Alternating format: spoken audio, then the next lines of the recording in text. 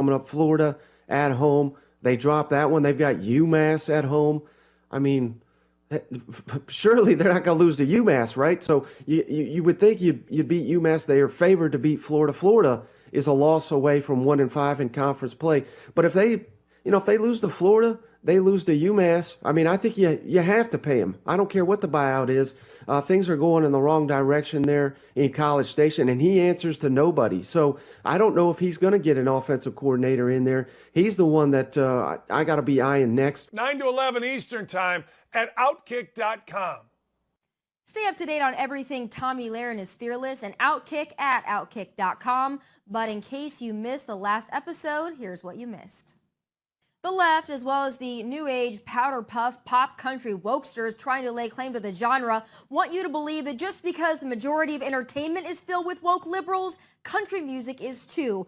Well, sorry, wrong, and too bad. That's why the keyboard warriors and the minority of his concert goers have their double masks in a bind over Luke Bryan bringing Governor Ron DeSantis out on stage at his Friday night show in Jacksonville. According to some of these perpetually triggered whiny-ass snowflakes, Luke Bryan should have never dared to give a sitting governor the platform to raise money for Hurricane Ian victims because that sitting governor happens to be a Republican.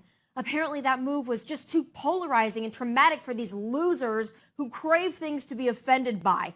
But luckily, Luke has a backbone, and he responded to these jerks saying in his post that he grew up in a country where if a governor asks you if they can come and raise awareness to help victims of a natural disaster, you help, and that was more important to him than the social media chatter. It is All Hallows Eve, and legend has it today is the one day the souls of the dead return to Earth, while the souls of those who died during the year cross over to the other world.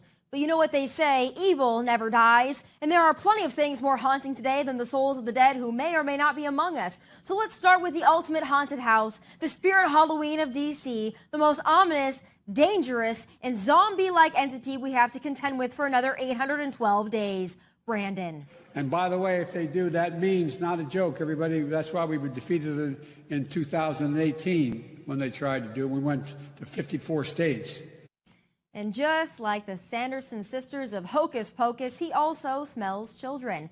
Now, you wouldn't think a geriatric man who doesn't know where he is, what he is, or how many states we have in the USA would be that scary. Tune in to Tommy Lahren is Fearless every Monday, Wednesday, and Thursday at 7 p.m. Eastern to catch all my hot takes and, of course, my final thoughts.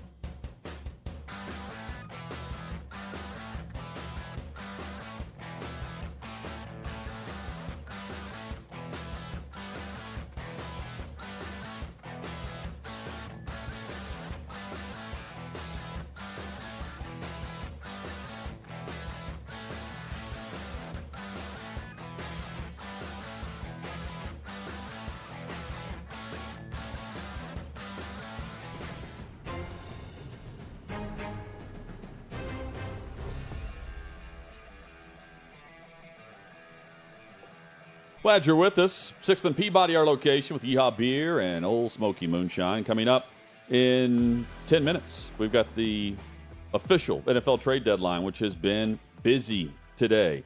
Just running through the news, and we'll recap all of it as it's official at 4 o'clock Eastern. Bradley Chubb traded from the Broncos to the Dolphins in exchange for a first-round pick, that's next year, a 2024 fourth-round pick, and running back Chase Edmonds. He's now in Denver. Bradley Chubb is now in Miami. And the Dolphins have also traded with the San Francisco 49ers for Jeff Wilson, who, it's a luxury to have the backs that they do. It's also a luxury for Mike McDaniel to know Jeff Wilson well, and he gets a running back that's averaging 5.1 yards per carry. It's a dangerous move for San Francisco in my estimation because Christian McCaffrey is injury prone. And if Christian McCaffrey gets hurt, who I have to go look at the depth chart. Deebo Samuel. Yeah, well, we just saw Elijah Mitchell. But Elijah Mitchell, I think, gets hurt too. Well, he did last year. Yeah. I mean, that we know that. Is there a running back who doesn't get hurt? But Derrick Henry, outside of the one, I mean, it's starting to change. Elijah Mitchell's had as many injuries as Derrick Henry. Is my point. But they're not going to put Deebo Samuel, use him in the backfield as a running back like for 20 carries, like you need to do. I'm just saying there's a little bit of danger there. If McCaffrey goes down next week, you're going to say, oh, damn. As with most of these trades. Yeah, but I mean, even with Deebo, they were up 17-7 over the Rams in the NFC Championship game a year ago, with Deebo as their running back wide receiver guy. And they just had a quick passing game that was more or less an extension of their run game with Jimmy G quarterbacking. They're in, they've got and McCaffrey looked great. It's phenomenal. Unbelievable. And to think that that's 9 days after the trade. Yeah. I mean, the first week, they did what we thought. They had a package, pretty streamlined package for him. A week later, they've got a pass play in for him that, like you said, was a Deebo play. But Deebo was out, and they didn't have any restrictions. It didn't look like on McCaffrey, who was just exactly what everybody thought, why he's the perfect guy for San Francisco. Calvin Ridley, wide receiver with Atlanta, who's under suspension for betting on games, had the parlay over what was a 3 or 4 day span that they did this investigation. The NFL suspended indefinitely all of this season. He can apply for reinstatement this coming February, right after the Super Bowl. Atlanta has traded him to Jacksonville, so that's a pickup at wide receiver for already a young offense, second-year quarterback in Trevor Lawrence, and that ties in with what the Bears did today, Chad, where we've been saying all offseason, like, what's the plan around Justin Fields? New general manager, new defensive-minded head coach. What are they going to do to build around their franchise quarterback that they invested a lot in? Well, today they make a trade for Chase Claypool, and the Pittsburgh Steelers send Claypool to Chicago. The plan all along was get off to a rough start, don't do anything offensively, trade away your best defensive piece, and then the very next day trade in for Chase Claypool to help your receiver. So who knew that was going to be the plan, but that apparently is the plan in Chicago. Some other wide receiver news from Jordan Schultz, our buddy. Patriots are not trading Kendrick Bourne. Multiple teams reached out, called about him, but Jordan Schultz being told New England will not make a trade for Bourne at the deadline. He will stay in New England. I mean, just the craziness of the deadline here. We're still waiting to find out over the next 7 minutes. Does a deal happen with Houston? Are we going to see other teams get it? Are the Rams going to make another move? They were trying to trade picks for pass rusher Brian Burns, for instance. The deadline comes up, and, we all remember the era of the NFL where this was just a formality. Kendrick Bourne. And it's no longer that. This day is much busier. Kendrick Bourne has maxed out. He had 4 catches, 58 yards against Baltimore. Second biggest yardage game, 1 catch for 41 yards against Miami. 2 other games with 2 catches. I mean, he's done virtually nothing for them. So I can't imagine they're being offered very much for him or that they have a lot of options at wide receiver. But, last 3 games, 0 catches, 1 catch, 1 catch. 18 total yards. Yeah, that's He's not giving them a lot of vastly value, underproducing. but he's also being offered probably 6th round. We'll go through all the trades in about 5 minutes and tell you everyone who's been moved as the deadline is official. It's official in Indianapolis. They fired their offensive coordinator, but Frank Reich is their offensive coordinator, correct, Paul? Like, yes, not by he title, calls the but plays. yeah. 16.1 Marcus points. Brady is out. 16.1 points per game, 30th in the league. 4 games with 1 touchdown or less. He replaced Nick Sirianni in January of 2021. But a real scapegoat here, considering that the owner called for a quarterback change. 2 weeks ago, last week, what does it accomplish to fire a non-play calling offensive coordinator? It accomplishes nothing. It's just the next step before Frank Reich gets fired. Yeah, here, fans, we'll throw you a piece of meat. Here, go try. You got a few more months to go find a job. Your next job. Go ahead. Let the job search begin. I think that's going to be the case for several people there soon. Maybe Coming the up, whole staff. the deadline is here. We'll tell you about all the NFL trades. Then John McClain recaps Week 8 with us on OutKick 360.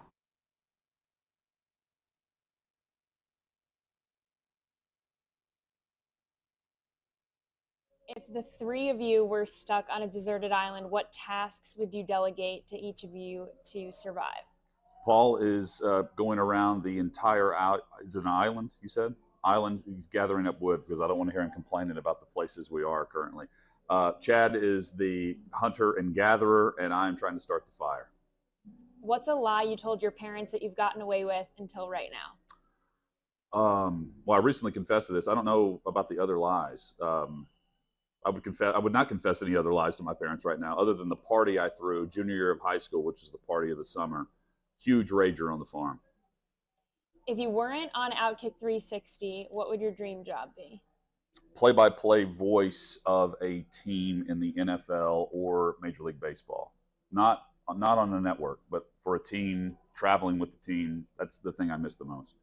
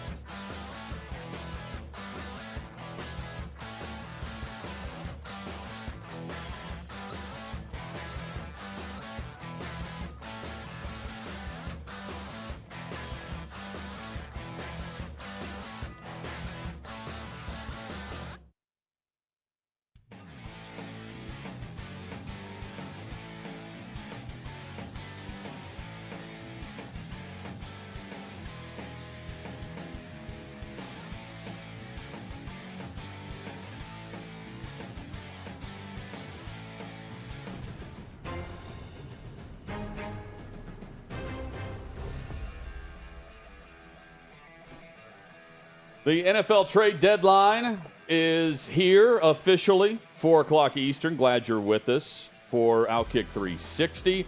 John McClain will join us. That's coming up in 20 minutes from now. The latest trade to happen, guys, right under the deadline, is the Colts. They're trading Nyheim Hines to the Buffalo Bills.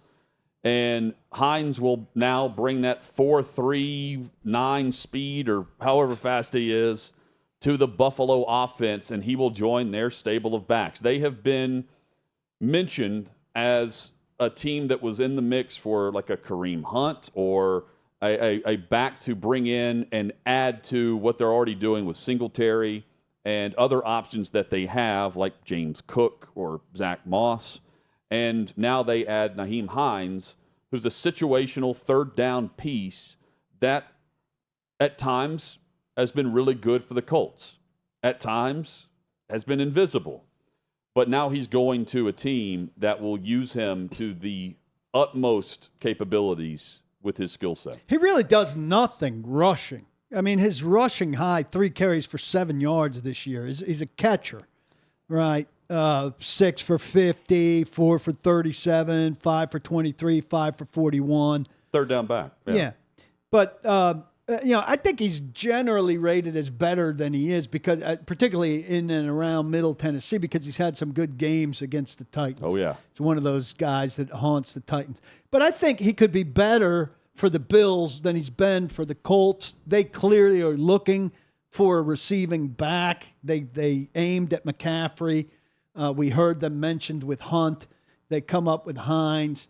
Makes me question their selection of James Cook. Because that's what he should be. Yeah, and where is he? He hasn't had much of an opportunity. I drafted him on a fantasy team. He's sitting on my bench. I played him once out of desperation. He didn't do anything. I know he fumbled super early and lost some faith. I believe his first carry in his NFL career was a fumble. Yeah, but where is he? I mean, this should be his role, and they needed to go out and get somebody to do what he was drafted to do. This is what it's a good piece. Teams are they're if you're not filling that role, the Bills are going to make sure they've got that player. Kareem Hunt, by the way, will remain with the Cleveland Browns. And he'll be a free agent after this year. And so, by the way, the Panthers, who were thought to be big sellers based on the fact that last week they traded Christian McCaffrey, they are staying put with Brian Burns, DJ Moore, Derek Brown, J.C. Horn. They did say 3 of those guys were untouchable, right? Jeremy and Chin. They meant it. Yeah, they keep their young pieces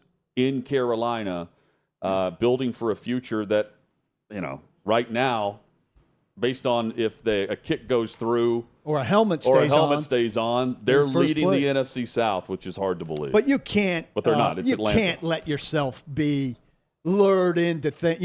If you're what is that record? 3-4 or 4-3 in the NFC South? Carolina? Yeah, for Atlanta as a first-place team. I mean, there's one thing about being in first place, and there's another thing about being good. And I think you need to be realistic. And they were trading Christian McCaffrey, and but it's another. They didn't go all the way. But to add on to that, there's nothing about being in a division where no one's good. Right. So you may be the same as everyone else. You're not any good, but you might win the division. So what's the value of winning that division that's bad and going to the playoffs? That's only something that an organization can answer, right? The Titans are the damn second seed. This is the opposite way. The Titans are the second seed in the playoffs now. They didn't do anything, and I think they feel pretty good about themselves, whereas the rest of us see second seed, sure, probably 6th best team, and probably 1 and done or 2 and done at best in the playoffs based on what they have, and to Hutton's constant point, their inability to find multiple ways to win as compared to their competition, including teams like still Cincinnati, who I think I definitely have more confidence in reviving themselves and their quarterback, certainly. Miami, that just went and made a giant move, and certainly Kansas City, who we're going to see them against Sunday night, and Buffalo. So the Falcons are 4-4. Bucks are 3-5. Saints 3-5. Panthers 2-6. Talked about Alvin Kamara. Well, then they win 24-0 on Sunday, and suddenly great. I'm watching, I think, Football Night in America, and Mike Florio is saying that win today maybe changed things for Alvin Kamara where they're going to hold on to him. and not be a seller now because they're 3-5 and they're a game out of first place in that division, and they like their chances when they look around and see everyone else. Here's what I want to know more about, and we'll get some reports about this, similar to Jordan Schultz's report on Kendrick Bourne, where there were multiple calls and the Patriots decided to stay put. Were the Saints picking up the phone on Alvin Kamara, and how close did it get? Here's an example. The Bills just traded for Nyheim Hines. Were they ever in play for Alvin Kamara? See, that's to my point. In that role. And then it's just like, okay, well, we've also got Nyheim Hines, who's obviously not Kamara, but he's someone who can be a third down back for us and give us a change of pace. This is to my point. Let me ask you guys, okay? And I'm just making that up, but those are the types of stories I'd like to know about. How close did it get? Let me ask you guys, because here's my standing on this. The Saints shut out Vegas. That, to me, game was totally about Vegas's ineptitude. I mean, sure, the Saints did their job and everything. Yeah. But I don't come out of that game if I'm the Saints all of a sudden feeling, hey, you know what? We just kicked the Raiders' ass and we're in it. Let's not do anything. That would not change my assessment of my own team too much, except to say, hey, we're capable of a good day against a team that is reeling and has played horribly. But let's not let one game change our feeling about ourselves too much. Would you change your feeling about if you were the day before saying, let's see what happens before we decide about dealing Alvin Kamara? Would you change your mind much based on that result? Because if you get into the playoffs, do you have any much different feeling about your ability to go on a run? Well, see, it's different for your expectation going into the season. Peter King was picking the Saints to go to the Super Bowl. They had high expectations. So if mathematically you're a game out of first and you believed in your own level of hype and expectation, then yeah, you're not trading guys away because you feel like you could still do it. If you're the Panthers and you knew it could go off the rails and you suck, then okay. You've already fired your coach. Confirmation, right? The confirmation, we weren't going to be good. This is going to be a rebuild. Let's go trade away some of our key pieces. But I wouldn't blame the Saints for saying, boy, it's been rough. Jameis Winston has not been what we wanted. Now he's hurt. We're 3-5, though, and we're a game out of first. So why not stay put and see if we can connect the dots for a few more weeks? Here's the problem, though. They host the Ravens next. They've got a very winnable game in Pittsburgh after that. But then it's Rams in New Orleans, in San Francisco, and then they get the Bucs and the Falcons. They go to Tampa, and they get Atlanta in New Orleans. See, I think there's some realism needed in some of these divisions where you say, we can go win the division, but what are we going to do from there? And I'm going against myself because I usually say, hey, if you can win the division and get in the tournament and see what happens in the tournament. But with a team like that, I don't think they're doing a damn thing in the tournament. That's exactly the stance the Titans are having. Yeah, and Paul, it also depends on what franchise are we talking about. Because for some franchises, it's important to get back to the playoffs. Yeah. That's important for their fan base and for their team. To flip that, Hutton, but the Titans at least are 5-2. The Titans are consistently in the playoffs recently, so the playoffs for this group is not that important because they get there every year. Yeah. It'd be important 4 years from now if they go through a rebuild and they've been out of the playoffs for 3 years. And if they're mathematically under 500 but a game out of first, we would have a different feeling about them going forward or not. Right? So I think they're kind of banking on, I'm not saying I buy this, but I could see you making the argument internally, hey, we're going to regress to the mean in the playoffs and play more like we play in the regular season, given a one-game chance. Whereas if you've been bad all season, the chance to get in the playoffs and produce a good game, to me, is less likely. I will change my stance if the Titans can beat a Kansas City or some good team on their schedule 17-14. Yeah. If they show they can do that, then I'm okay. It's possible, right? You can play that great of defense against a great offense and win a slugfest. We've seen it, though. We've already seen it. They beat them 27-3 last year. Yeah. And then they bowed out after sacking I'm Joe saying, Burrow I'm 9 saying times. This team, Hutton, they had A.J. Brown, and that was a different team a year ago. Well, but it was Kansas City. My point is we saw them. I'm saying with this group, I want to see them beat a Kansas City the way they're playing now. But I'm saying I don't need to see it. They could score more than 24 points a year ago I'm in a not game. judging them on anything they're doing in the regular season this year. That's my point. Well, I mean, that makes for a boring 3 months to not talk about this anything. is a boring team for 3 more months. But I will say this team hasn't regressed the way previous teams have, who are better teams. to playing to the level of competition. I mean, And in the Paul, last I'm 5 responding weeks. to your argument about they're sitting back thinking we can regress to the mean and play this way and win a playoff game. I'm not. I'm only going to partially buy that if I see them play this brand of offense and beat someone worth a damn. Yeah, no, that's completely Because if they don't, then I don't. I mean, you could make the argument, hey guys, we beat the Chiefs 13-10 Right. because our It defense worked. is dominant and we don't. This is a team that will not score more than 24 points. I've said it all year. They're not going to do it unless the defense scores 14. So show me you possible. can beat a good team that way, and then okay, I'll buy it. But if not, it's a team that's going to win a very bad division and get smoked in the first I round. think they could absolutely get destroyed on Sunday, something parallel to Buffalo. But I wouldn't be surprised if Mike Vrabel finds a way to win the kind of game you're talking about. Kay on the YouTube chat says Saints won't be significant until Kamara is in decline. Won't have a significant team. Well, they need a They should quarterback. dump him while his value is high. I was about to say, I thought he was saying that he was in decline. I'm thinking this past weekend's not a good sign of that. He was No. terrific on Sunday. Well, So- they're like a lot of these teams. They need a quarterback. Andy Updating- Dalton's not a solution there. Updating just a couple of the details here. Zach Moss, running back in Buffalo, is a part of the trade for Naheem Hines. So he's headed to Indianapolis. Zach Moss. Yes. And Hines is headed to Buffalo. And then there's the details. It's a 6th-round pick and Zach Moss in exchange for Naheem Hines. And that could become a 5th-round pick based on incentives and certain qualifiers. Brandon Cooks remains a Houston Texan.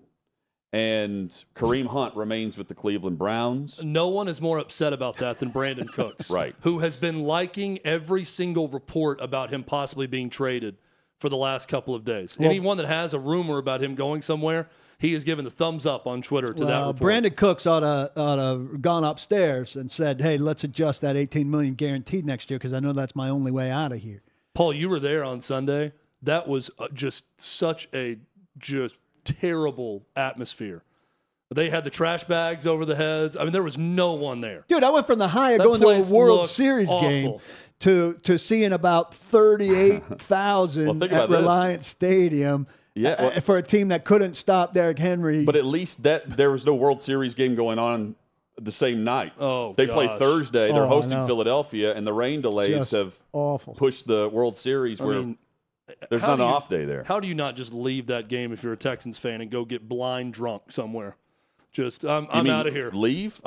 Why do you even Why go? go? Yeah, There's no reason But to I mean, go you to show that up and you think, You have to hey, be blind drunk to go guys, right now. Well, you go to see Derrick Henry. Hey, I'm going to go watch the you other guy walk in, run you for think, 200 yards. Hey, this team, we've seen some close games this year. This team doesn't have a great offense. Then you see your offense after 4 or 5 drives. See you guys. Brandon Heading to the bar. Cooks on Twitter. You ready for this? Right after the NFL trade deadline, he tweets this: "Don't take a man's kindness for granted. Covered for the lies for far too long these days. Covered for the lies for far too long. Those days are gone. Cross the line with playing with my career." That from Brandon Cooks. And that's who with Easter was be not gone. Traded. Just right now, from our guy John McClain, who's about to join us, Brandon Cooks is PO'd about not being traded. Who can blame him? Can't wait for his next media session with the media after the Eagles game. You had Kareem Hunt who had asked out. He stays in Cleveland. He's pissed too. Yeah, I mean there are several players, and you know who else is upset? Aaron Rodgers and Tom Brady. Both of those teams did not make a move. Yeah. And all the other teams in the division either traded away pieces, Detroit, or added pieces to their offense, Chicago and Minnesota.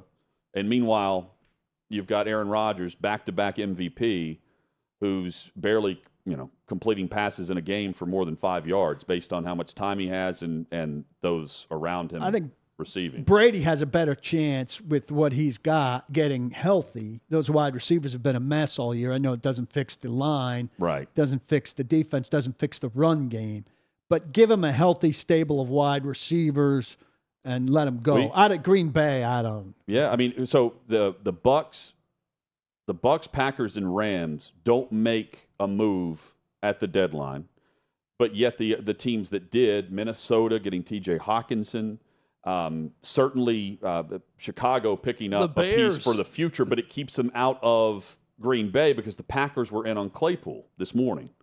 And it Albert makes Breer. Fields happy. Even though Yeah. you're giving away defense, he's gotten better, and now you're giving him something else. Yep.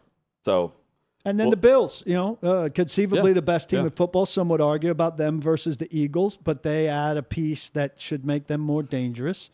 the Chiefs added Kadarius Toney last week. Just going through all the other moves offensively, the biggest move is Christian McCaffrey to San Francisco. And the biggest defensive move is Chubb to Miami. Yeah. I like both of those moves a lot, and I think both of those teams are contenders. Obviously, I mean, we said the 49ers, we thought They improved with the quarterback change. Yeah. I mean, the 49ers, to me, could be the best team in the NFC. And Miami is the threat to the two powers in the AFC. The Eagles are the best in the NFC. Yeah, okay. NFC, second best team in the NFC. Sorry. They're the threat to the Eagles. Yeah. The Vikings, too. That we can't. Cowboys. Throw the Cowboys. Let's not go to sleep on the Vikings. I'm sleeping on the Vikings. I think the Vikings are the air will come out of the Vikings. I'll say this. I'd rather have Kirk Cousins than Jimmy Garoppolo at quarterback. And that's Right not now. a huge compliment to Kirk Cousins, who I'm not the biggest believer in, but I think he's better than Jimmy Garoppolo. Yeah, but it's more about San Francisco's found a way to de-emphasize quarterback brilliantly, which is a hard thing to do in the NFL circa 2022. I still think with the new coaching regime in Minnesota and his background with a similar system, the way that Shanahan can get the most out of his offense with the different pieces. Yes. You're seeing some of that in Minnesota, and Dalvin Cook is a heck of a weapon. And Justin Jefferson may be the best receiver in football. And now they get one of the better tight ends, young tight ends in football. Don't sleep on Minnesota. On the same day where Irv Smith goes to injured reserve. Don't sleep on the Vikings. They're better than people want to give them credit for. They really underused Irv Smith, so it's going to be interesting to see how they now craft an expanded game plan that opens things up for the tight end. And Hawkinson's a good blocker, too. I mean, very he's versatile. That's why he's a top tight And end. you have because he's two-way. An offense now that's very versatile with their receiver play, tight end, and now you've got Dalvin Cook, who's not being used as the focal piece of the offense, but it's a very balanced offensive attack week to week. Coming up, John McClain joins us. We go through all the news, notes, and headlines from today and from Week 8 in the NFL. That's next on OutKick 360.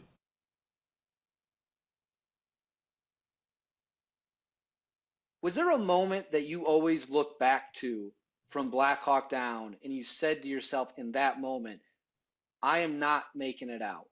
Like, I will not survive today because of this one thing.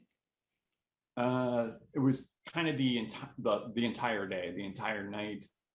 There was a portion of time, I think, in the middle of the night where things kind of calmed down and it wasn't as chaotic, and we were just kind of sitting waiting for guys in helicopters to get extricated and things like that. And it wasn't until the sun started to kind of peak back up where you're like, oh, this is going to turn back on again. But for the initial assault and 2 or 3 times that I went out into the city, it was just, I don't think any of us are going to make it out alive. And so every time we would kind of get back and be secure and all right, get more ammo, and we're going back out to try and find this other crash site. And I didn't think that it was happening for any of us.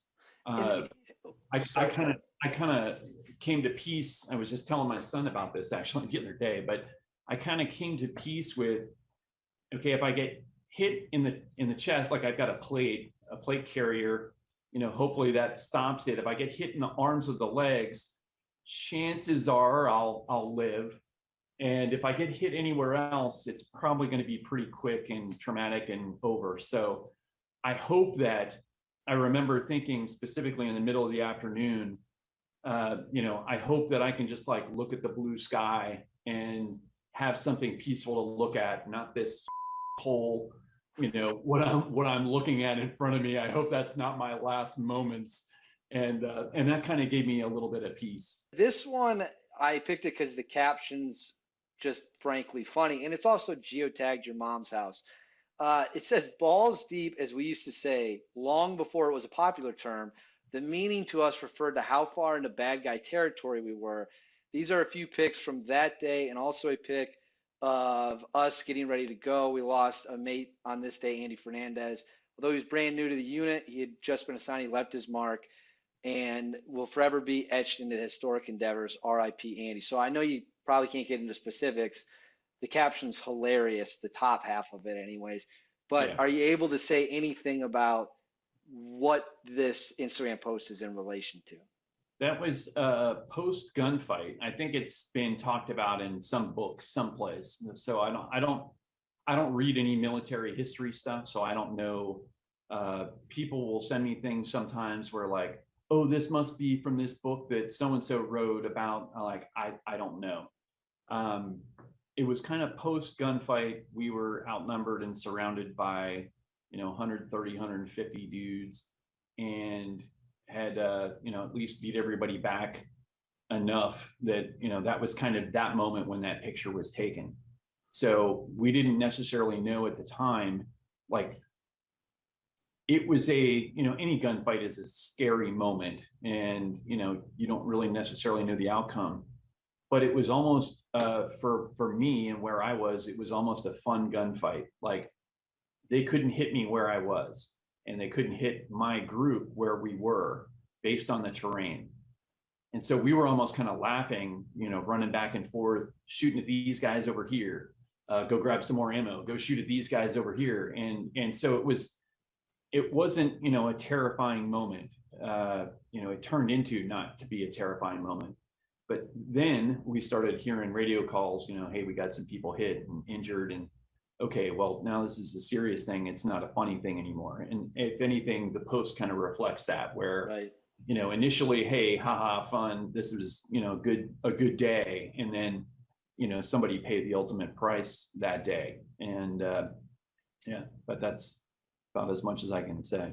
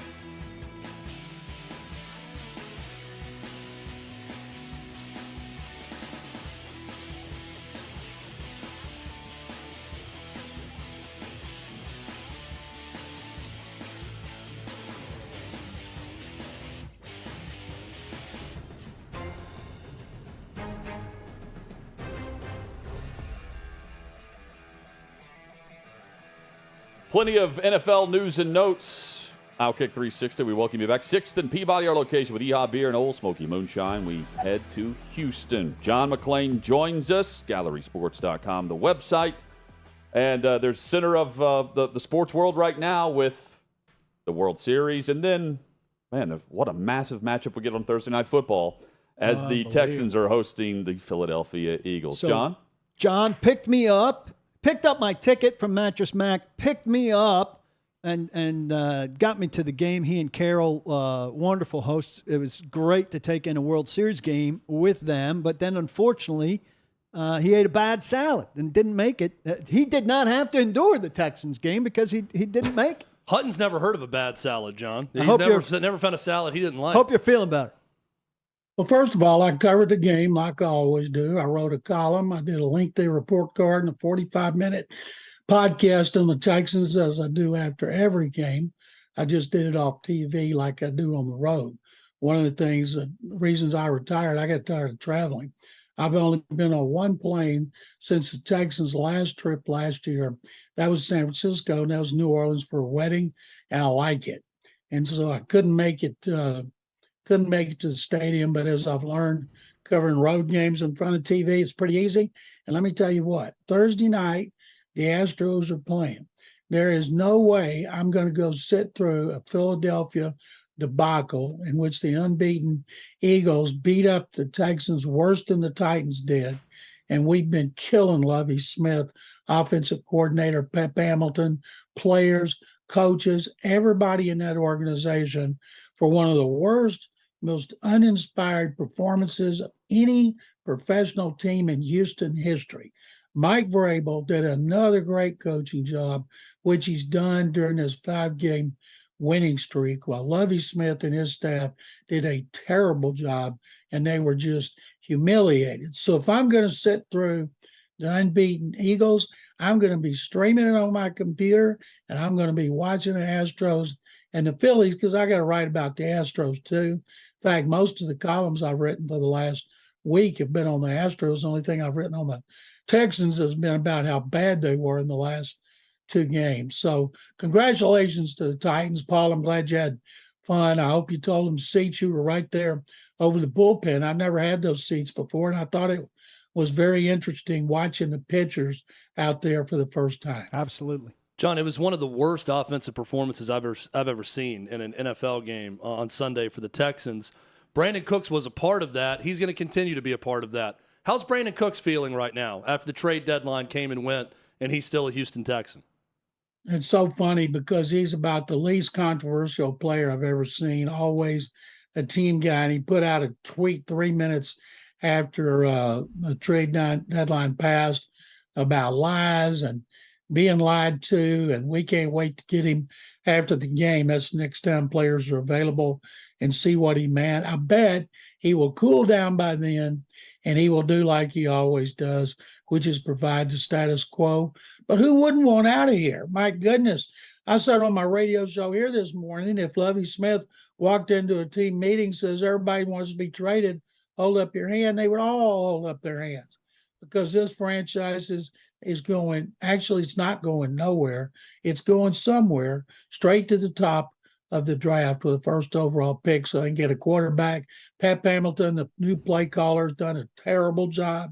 I started to lead my column on Monday with Tim Kelly, please come home, because this offense is in disarray with Hamilton coaching it and Davis Mills taking a humongous step back over what we saw the last 5 games, including the last game against the Titans, in which he threw 3 touchdown passes, no interception, had a 128 rating.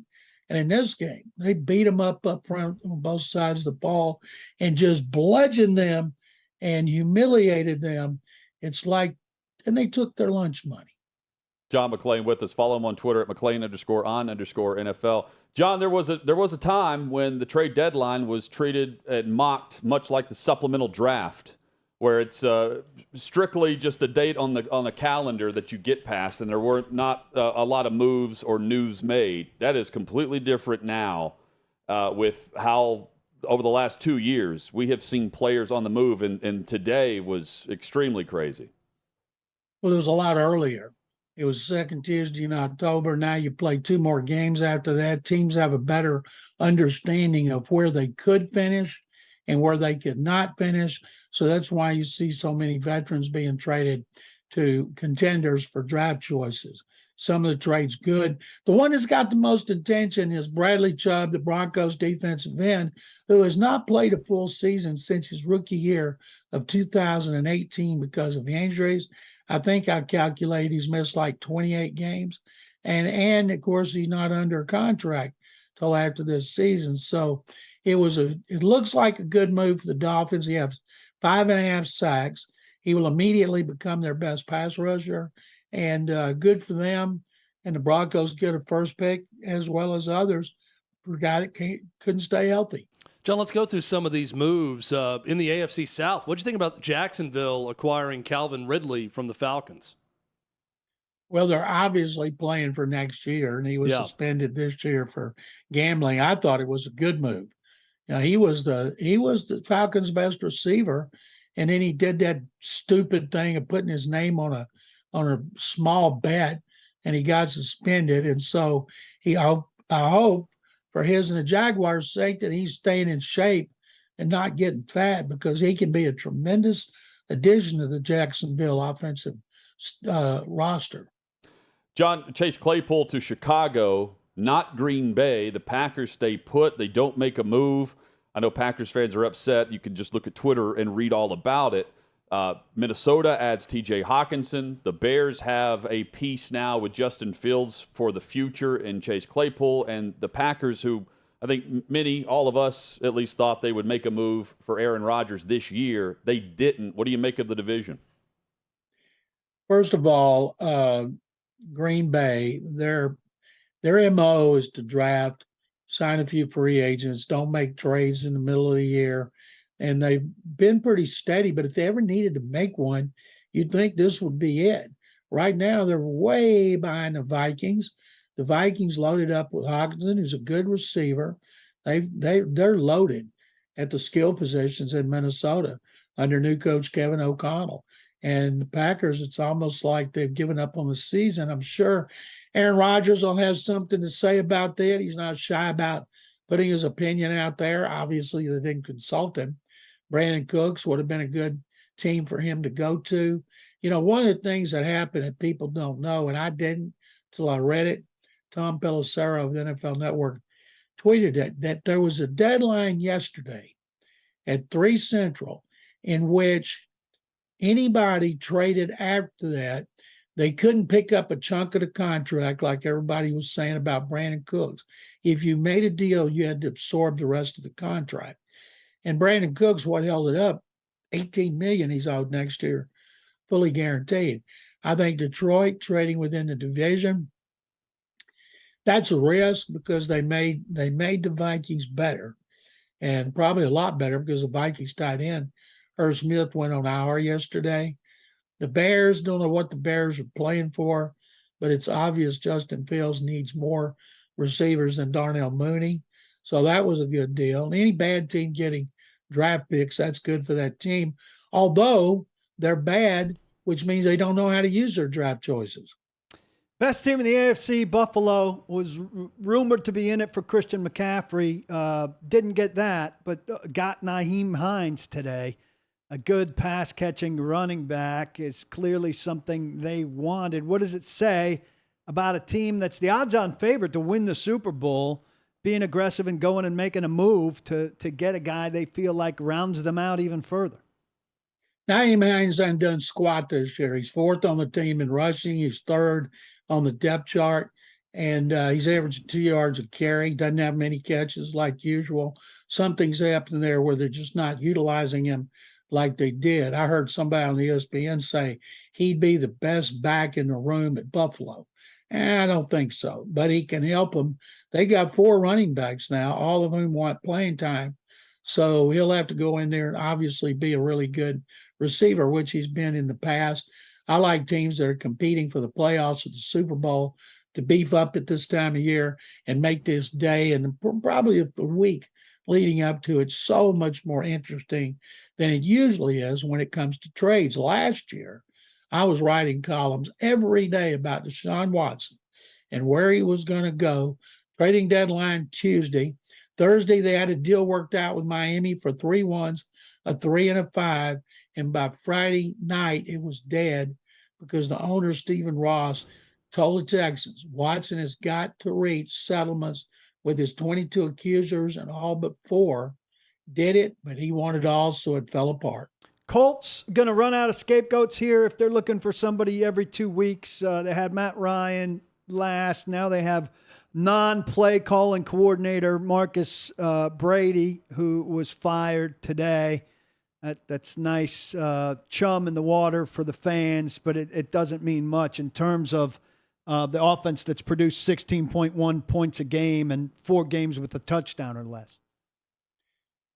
I read now that the reason the offense is so bad is Nick Sirianni went to Philadelphia, that he was a really good offensive coach. And I thought, Frank Reich's supposed to be the play caller and everything, and he has been. But I'm guessing Frank's probably going to get fired. I don't think Chris Ballard, the GM, will be fired. The guy I would look at is whoever's coaching the offensive line. 2 years ago, their line was on the verge of greatness. They paid a lot of money for those guys. And right now, based on rundowns I've seen of what's the problem with the Colts, everybody says it starts up front. Chris Strausser is their offensive line coach, but Kevin Mawai is his assistant.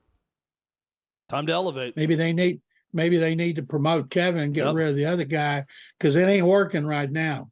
That's the next guy on the chopping block. Offensive line coach, bring up Kevin Mawai. We'll keep trying to plug the holes while the geyser comes rushing in for the Colts. The Browns put one on Cincinnati last night, John. They're 3-5. Now they go to Miami, to Buffalo, and they get Tampa at home before Deshaun Watson comes back. Are they going to be in playoff contention when Deshaun Watson starts playing for them against the Texans on December 4th? They're 3-5. The Ravens are 5-3. Steelers are terrible. The Bengals have been a big disappointment at 4-4.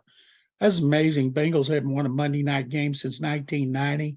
If I'm the NFL, I quit putting them on Monday night. If you want to put them in prime time, put them on Sunday or Thursday. That was a pitiful, pathetic performance by the Bengals. I thought they'd do better. The Browns defense has been a huge disappointment. Played great last night. Jacoby Brissett played as well as he can play.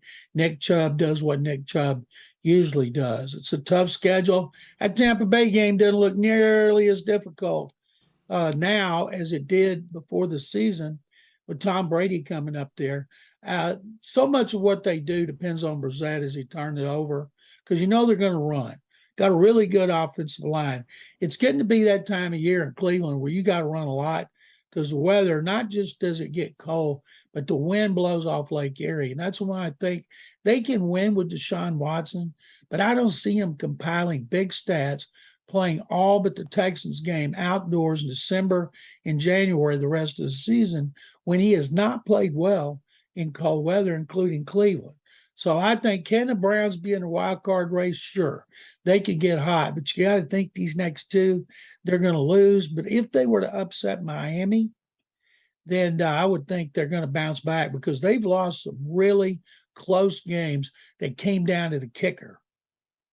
John, the Ravens, without Wink Martindale defensively, have not been good, but they add Roquan Smith yesterday. They're getting Tyus Bowser back off of injured reserve. They've activated him today.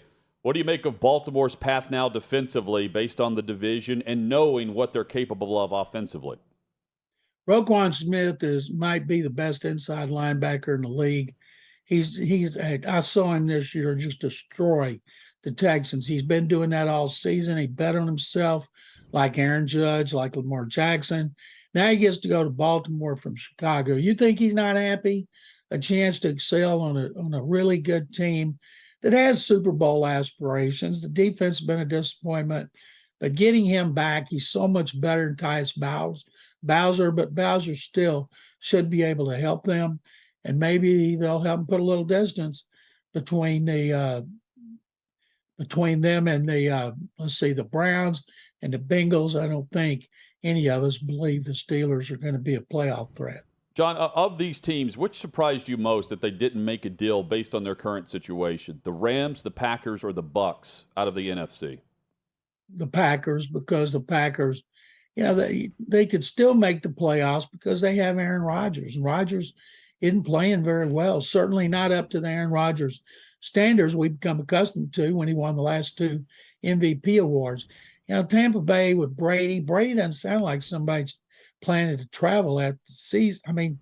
Retire after the season because he's in the last year of his contract, but he acts like he wants to keep playing. I was kind of surprised they didn't make a deal for an offensive lineman because that's killed them. They can't run. He's under a lot of pressure up the middle, but I still go back to the Packers.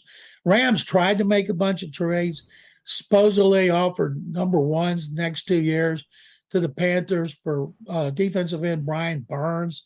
Panthers are a long way from turning it around. I'm not so sure I wouldn't have made that deal. And of the big moves, is it San Francisco that to you made the biggest improvement as long as McCaffrey's healthy? Well, I'm wondering because he scored 3 touchdowns and he blew out the Rams. But is he taken away from Deebo Samuel? Last year, he's a receiver who played running back, and he could do both great. Like McCaffrey's a running back who plays like a receiver, can catch the ball, can run it, and as he showed Sunday, he can throw it too. The problem with him is he's been hurt way too much since he signed that long-term contract, and there's no guarantee he's going to stay healthy the rest of the season. But I think that would be the best trade as long as he's healthy, because we all know he's a hell of a player. Can he help the 49ers get back to the Super Bowl with Jimmy Garoppolo? Well, they've been there with Garoppolo, but they're not going to win it with Garoppolo. If Kyle Shanahan thought he could, he wouldn't have traded 3-1s for Trey Lance. John McClain with us. Again, you can follow him at McClain_on_NFL. He's going to have coverage at GallerySports.com for Thursday Night Football and for the World Series as we enter Game 3 now. But, yeah, Thursday Night Football, GallerySports.com, and his Twitter will be magnificent. I can guarantee you that, as Houston hosts Philadelphia and the Eagles, who, man, that so balanced. You know, you've got A.J. Brown in Philly scoring 3 touchdowns in the first half. They can run the football. We already knew that. Hurts is extremely efficient. He's not turning the football over. And defensively, they're getting takeaways. They have a team right now that, I mean, if you start to look ahead, it's pretty easy to go ahead and say, yeah, they could be 10-0 as the Titans are coming to town on December the 4th. All I know is they're going to be 8-0.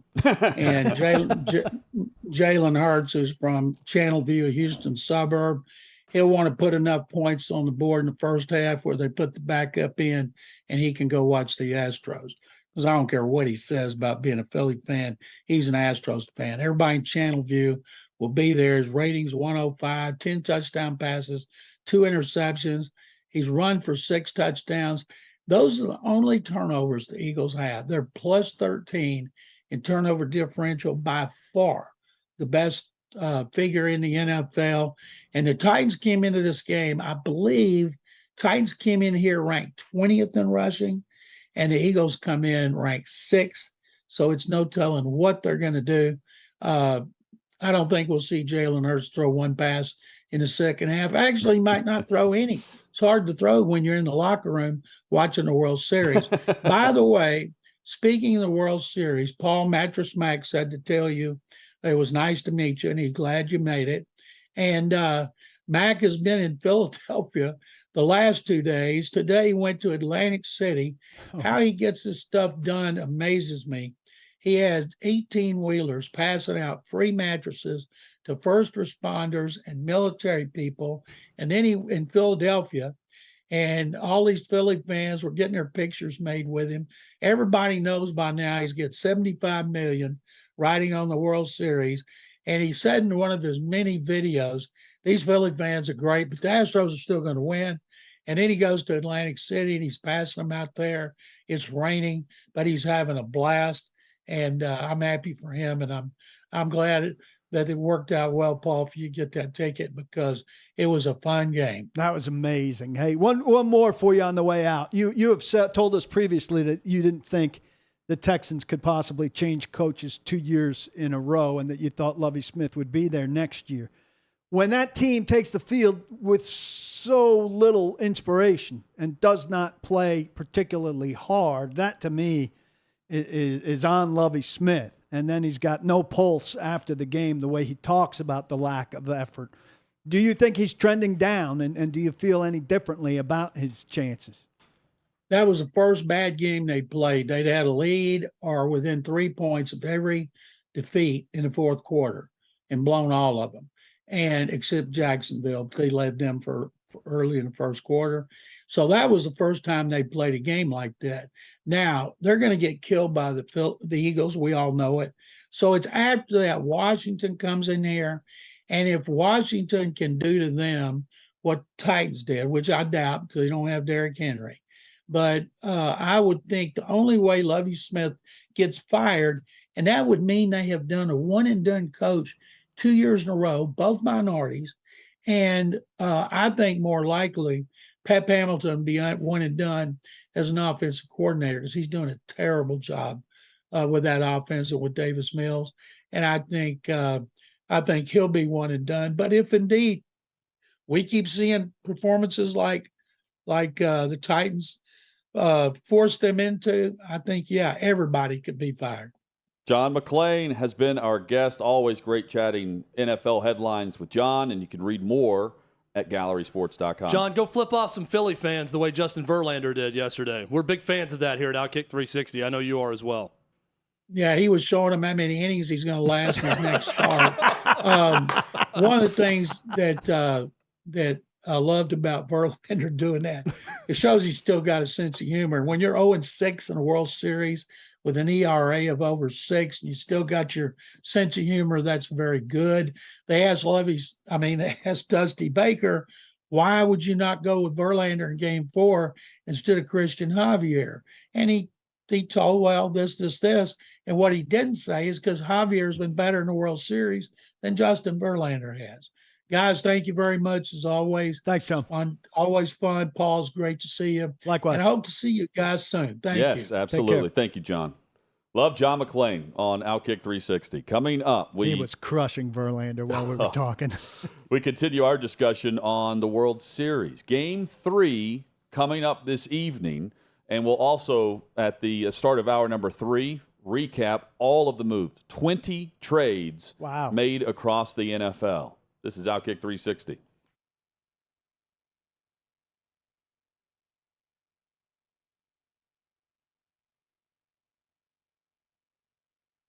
Hey, listen, if you missed my show, don't at me. I've got you covered. Take a look. All right, so let's talk about this. Who should be the next coach? I don't know. Again, what's going on in the background of the program? I don't know. Don't care. I'm talking to Deion Sanders.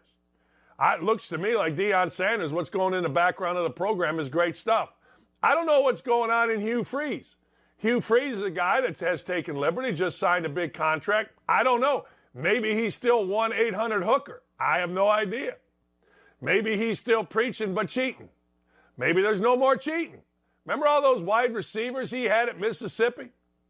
Oh, cheat. It's like Elaine Bennis. Fake.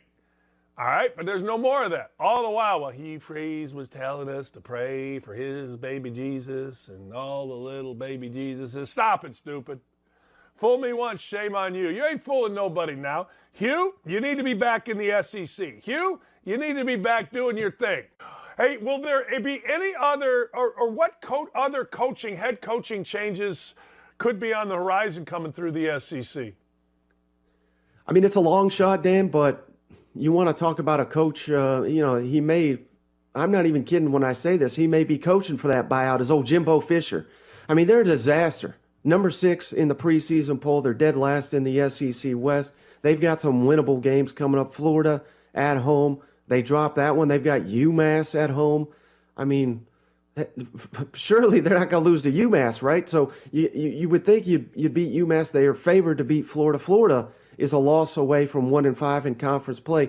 But if they lose to Florida, they lose to UMass. I mean, I think you have to pay them. I don't care what the buyout is.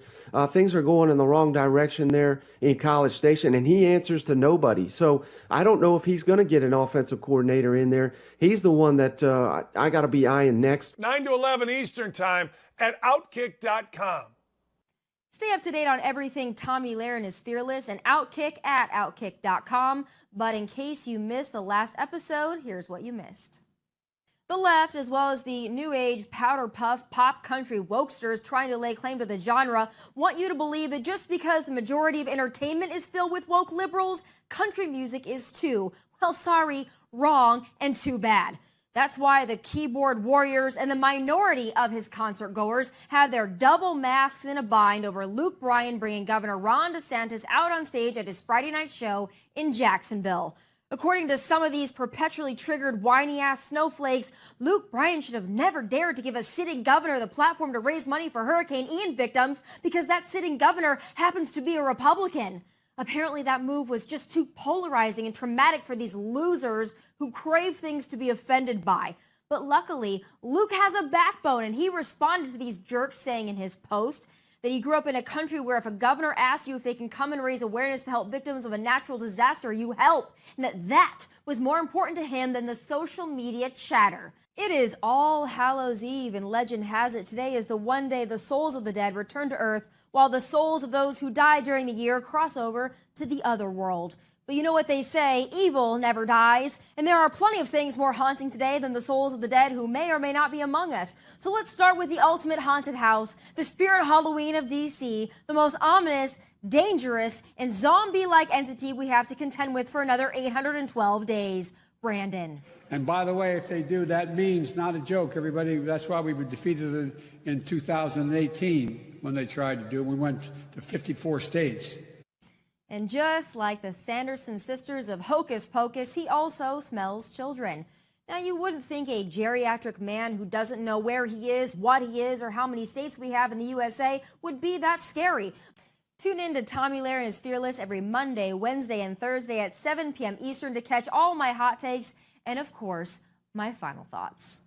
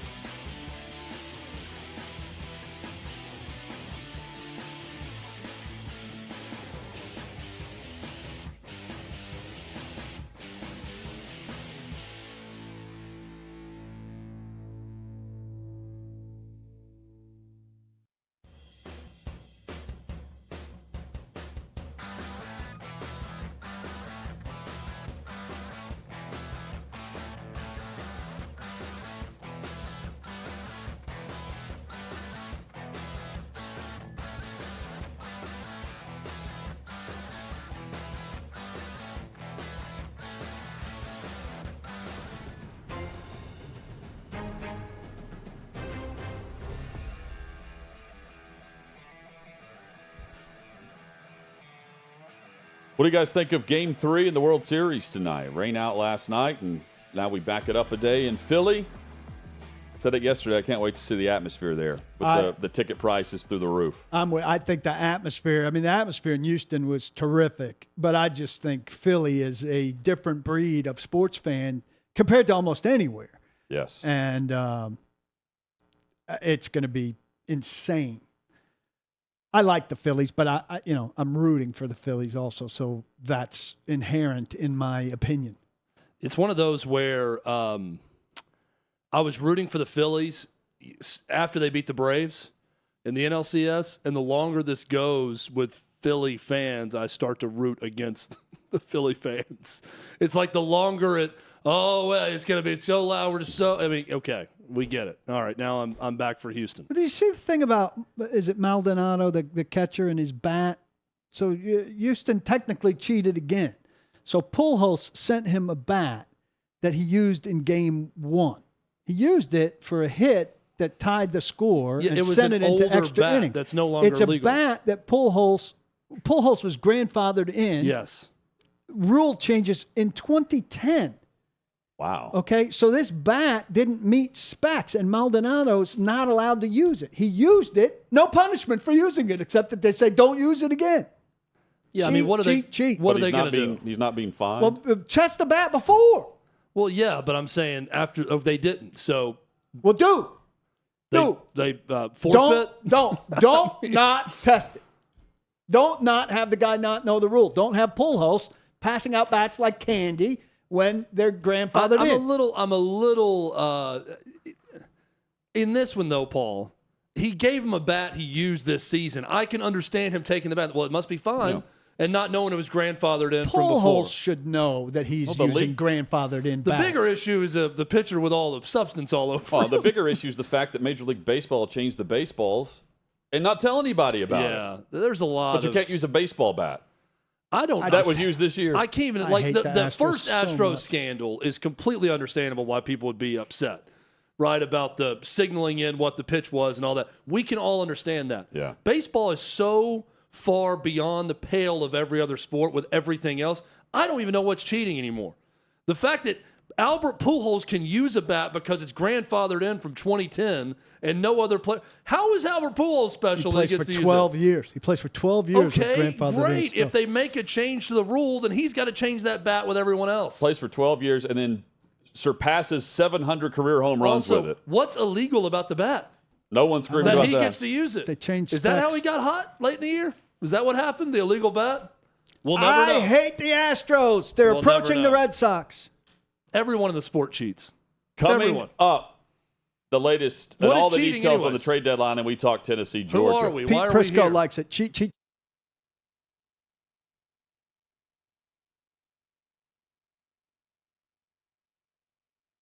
This is 3 and 60 with OutKick 360, where I answer 3 questions in 60 seconds. If you could be born in any time period, what would it be?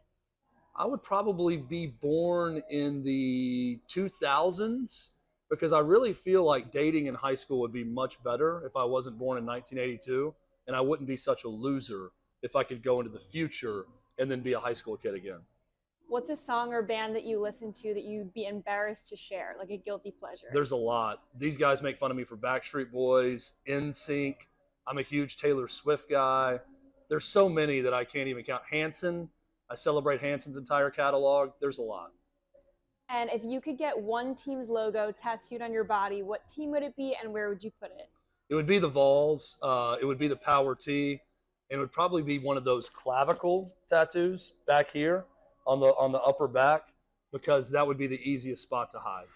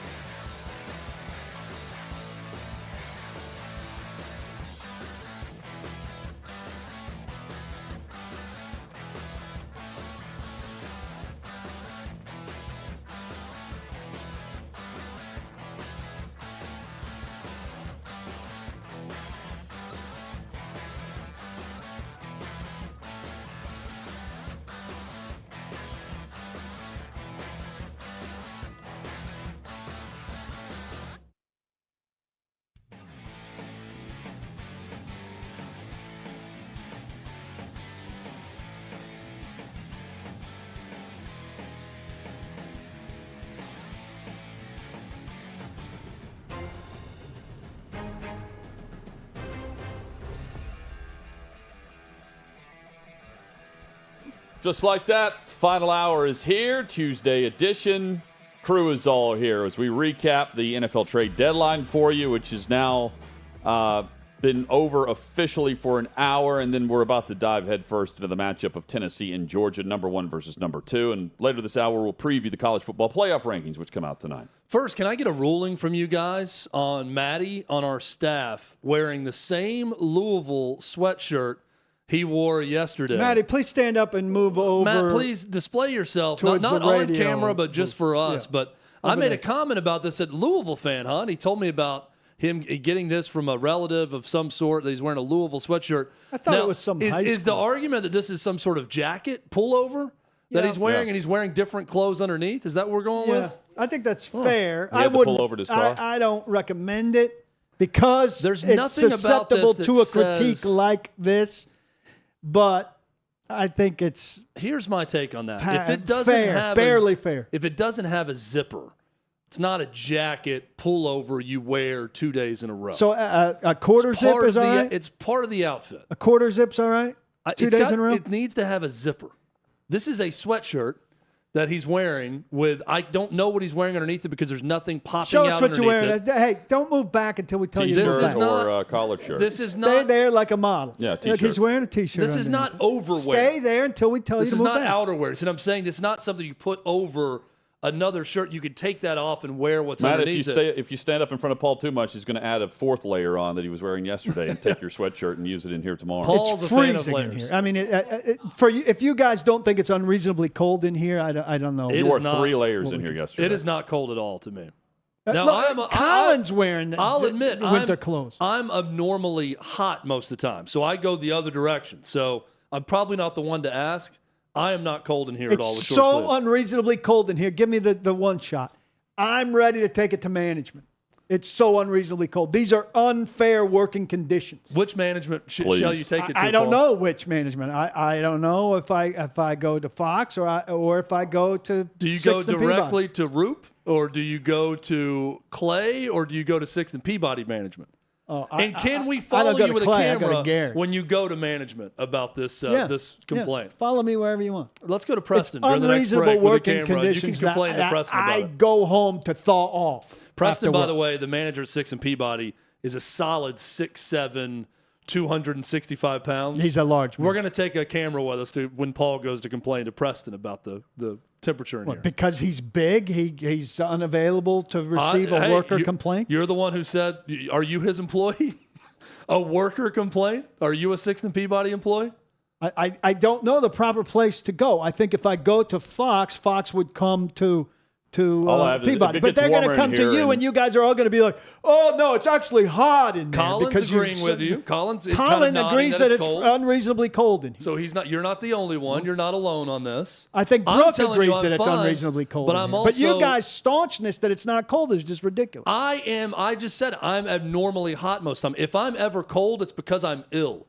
Now, Hutton knows this. The one time he's ever seen me cold, I'm pretty sure that I was one of the first COVID patients in Indianapolis. You had the COVID Combine. before COVID had been discovered. I think I may have been patient zero in the United States. I think I got it in We were Indy lucky not to in get it from February of 2020 before Chad all the Wuhan. shutdowns started. That's right. Chad Wuhan. I mean, you take one vacation to Wuhan and tour the lab, and then you get COVID. I think you were showing symptoms of COVID while I was berating a security person that was a sash and flashlight person.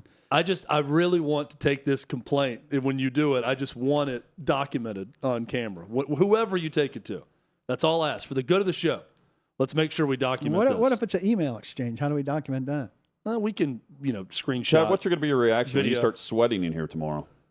Well, then Look, he probably there's is an ill. ability to take it from 60 degrees to 70 degrees. We don't have to go from 60 degrees to 80 degrees. Matt, are you cold? Is that why you're wearing Now, this why are we today, Shimon? asking Matt? It's November, and we can wear He thinks long it's cold. sleeves. He thinks it's cold. Good job, Matt. So, at times it's cold in here. Matt's saying that. And by times, he means all times. This is all that I ask of Matt. Just wear a different sweatshirt tomorrow. That's my Yeah. my Also, one Matt, request. try to make it. Because that's a sweatshirt. Matt, do you have any sweatshirts from schools with any kind of academic standards? He has Iowa. Iowa's a good All right, school. that was better. He's let's worn step the it Iowa up from jacket before. let's do this. Let's step it up from Louisville, then Iowa. Now let's go above Iowa. What's the next best school you have above Iowa? I'm going to give you some OutKick gear, Matt. That's what we're going to do. Paul, by the way, if you don't wear an Ivy League sweatshirt, then he's going to berate you. No, if about you the wear an Ivy academic League excellence. sweatshirt, I'm gonna say like, yeah, So there's no- you've been to Harvard. What Paul is saying is Matt could literally wear no sweatshirt in here without him catching some sort of hell. Well, I heard you- If he wears a good school, he's like, oh, yeah, you know about that I've school. heard you berating. I And he can wears find the that. perfect school for Matt given time. But I heard you earlier berating Louisville. I Well, didn't know that much about Louisville. I don't- get my whole opinion of Louisville from you. Yeah, my take on Louisville is I just don't know anything about it academically. It feels like a University of Phoenix With for buildings. athletic departments. Yeah, like there's some buildings. I only know Louisville as an athletic institution. I don't know anyone that's graduated from there that's gone on to great things in the academic world. I don't see it as a school that's got a great academic standing. I just feel like it's a commuter school for an athletic department. You have a friend who did laundry there. That's a brand. Oh, they can play sports. That's what I'm saying. It's a great sports school, but I brought this Light up on one the time. school. Light on the school. I heard back from someone that said it's a good dental school. They have like a good dental hygienist program or dental program, right? Davey's nodding. Davey with his David UT knows Law, all the best dental Davey with schools. his UT Law shirt on. When the U.S. News and World Report comes out, David goes right to the dental school rankings, Yeah. and he gets those down. Well, everyone's known for something. I guess Louisville's known for their dental school. Like if you say most schools, you can say, oh, Georgia Tech, good at engineering, right? I mean, you can go down the list of this school is known for some Syracuse, broadcasting. A&M, agriculture. Yes, and mining. But then when you have Louisville, Basketball. I think of Denny Crum. On a good year. Yeah, that's it. I think of Rick Pitino at Porcini. That's all I think about. Jeez. Which, by the way, I've been there, and it's a good. terrific Restaurant. maybe the best Italian Do meal they I've ever have had. that table like cordoned off? Is it velvet rope? Well, Is it I special to went sit to the there? bathroom there and took a video. We'd and I was trying request to it. Corner figure booth. out where everything went down. We'd request it, right? We'd say we'd like the Patino table, please. Yeah, I don't think they like you bringing it up. It's a very classy place, and it's very family owned. Well, wasn't that classy that It night? feels like members of the family are like coming by to, tip off give you more wine Yeah. as they're running through there. I don't know that. I didn't feel comfortable asking. Well, how classy was it that Where night? is the Patino area? Excuse me. Can I get the I Patino gotta- table? yeah, I got to ask the bus. I for it. asked to take the Joey Freshwater tour. Yeah. At Innisfree. Innisfree, though, very different vibe from Porcini's, I will say. Having been to both Slightly less establishments, expensive. yeah, I didn't feel Different comfortable vibe, asking. but same setup. Matty, a lot of pressure Same on the setup. sweatshirt tomorrow. Get it done. So 10 trades made today alone, 20 total over the last several days here. Christian McCaffrey now with the 49ers. You got Bradley Chubb from the Broncos to the Dolphins today. Calvin Ridley, not playing this year, but he's been traded from Atlanta to Jacksonville. Roquan Smith to the Ravens from the Bears. TJ Hawkinson stays in the NFC North. He goes from the Lions to the Vikings. Chase Claypool traded to the Chicago Bears. Kadarius Toney to the Chiefs. Robert Quinn ends up with the Eagles. Naheem Hines today traded from the Colts to the Bills. Jeff Wilson traded from San Francisco to Miami as a part of the right after the Bradley Chubb deal. They made this move. Let's see, James Robinson to the Jets, Chase Edmonds to the Broncos, Zach Moss in the exchange for Naheem Hines. He's now with the Indianapolis Colts. Will Jackson, the corner who was going to be released per reports by the Commanders, he gets traded about 30 minutes before the deadline to the Pittsburgh Steelers. Jacob Martin, pass rusher, and I believe with Temple is where he played in 2017 or 2018. He now is with the Broncos, traded from the Jets. Rashad Fenton, was this the official last trade? Yeah, this is the last one that I saw. I was about to bring that one up. Rashad Fenton goes from Kansas City to Atlanta, and this is in exchange for a conditional late-round pick. Yeah, undisclosed draft pick is what I'm Kansas saying. City's getting a ton of good play from their young secondary. Trent McDuffie has been activated, so he's expected to play their first-round corner this coming Sunday night against the Titans. And the Falcons have been banged up at corner with A.J. Terrell and others. And you've got the Falcons who are wanting to solidify some depth there, knowing that currently they're leading their division. Also, Jonathan Hankins from the Raiders to the Cowboys, Robbie Anderson to the Cardinals, Deion Jones from the Falcons to the Browns, and Dean Marlowe from the Falcons to the Bills. That's your 20 trade pack at the deadline. So here's a question I come out of this with based on the Ridley trade, which is a next year trade for Jacksonville. And I know we largely gave Trevor Lawrence a rookie year pass because of the Urban Meyer fiasco. But he's now played 25 games in the league, 8 this year, which is traditionally half a season. Now it's a 17-game season. This year, completion percentage, almost 63, 10 touchdowns, 6 interceptions. Career, 22 touchdowns, 23 interceptions. His team under him, 5-20. When can we start to make a judgment? Because he had 2 really good games at the start, if I'm remembering correctly, and I think they were 2-0. No, they lost to Houston opening week, so maybe they were 2-1. No, they didn't. Houston played Indianapolis in the opening week. They were 2-0 to start. Okay. I mean, it feels like 25 games into any other quarterback's career, certainly. They lost the Commanders. That was it. Okay. Yeah. Certainly into anybody else's career, a number 1 quarterback draft pick, no matter who his coach was or what kind of situation he was in, we would be declaring judgment 25 games in. And this season, he's had some moments, but he is not on an upward trajectory. Well, he's better. It's better with Peterson. Yeah, but he's getting more patience because he's a Jag and because there are a lot of reasons. But we don't cut guys slack around the league, and he gets cut slack. And it's not good enough. Well, he gets cut slack because of Urban Meyer. Yeah. But even this year, he's getting cut slack. And this year's not been particularly good. I mean, his completion percentage isn't very good. 10-6 touchdown to pick ratio is not very good. Right. That draft class of quarterbacks is not very good. That's helping him. Imagine if there was if the 4th quarterback was great, he'd be getting killed. So he's got the benefit of some context helping him out. I'm with you because 2 things benefit the doubt. Urban Meyer also, he was just thought of as this is the next Andrew Luck in terms of surefire prospect. No signs of that. So you're going to get a little bit more time. It didn't flip the weight of criticism on him the other way for being such a highly thought of prospect.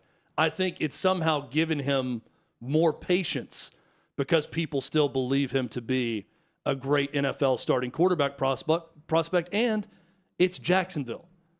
And I think everyone just looks at Jacksonville and says, well, no one does well there. Well, also the other quarterbacks, Zach Wilson, not good. Trey Lance, not playing. Justin Fields just had 2 good games after absolutely nothing. Mac Jones on the downturn. There's nobody else that's doing a damn thing either. And I think that helps. I think it's a really strong move, though, by Jacksonville, because if you look at what Chicago did and what Jacksonville did, putting a receiver around their star quarterback and the investment made, keep in mind, like, next year's free agent crop of wide receivers is not that deep. So these 2 teams just made moves. Instead of signing someone, they've traded for a guy, and then they're likely extending them instead of signing like DJ Chark or Randall Cobb. Again, like there's Sterling Shepard is going to be an unrestricted free agent. Player, really. Nelson Aguilar. It's nothing that compared to what we've seen in recent years. And then in the draft, that so far, I mean, you've got a handful of top talent at wide receiver, and then it seems as though there's another drop-off. If you've got Kirk, Ridley, and a draft pick for him, continue to bolster the line. But, I mean, I'm already thinking, like, boy, he's got to really have a big year 3. And he's not even technically halfway through year 2.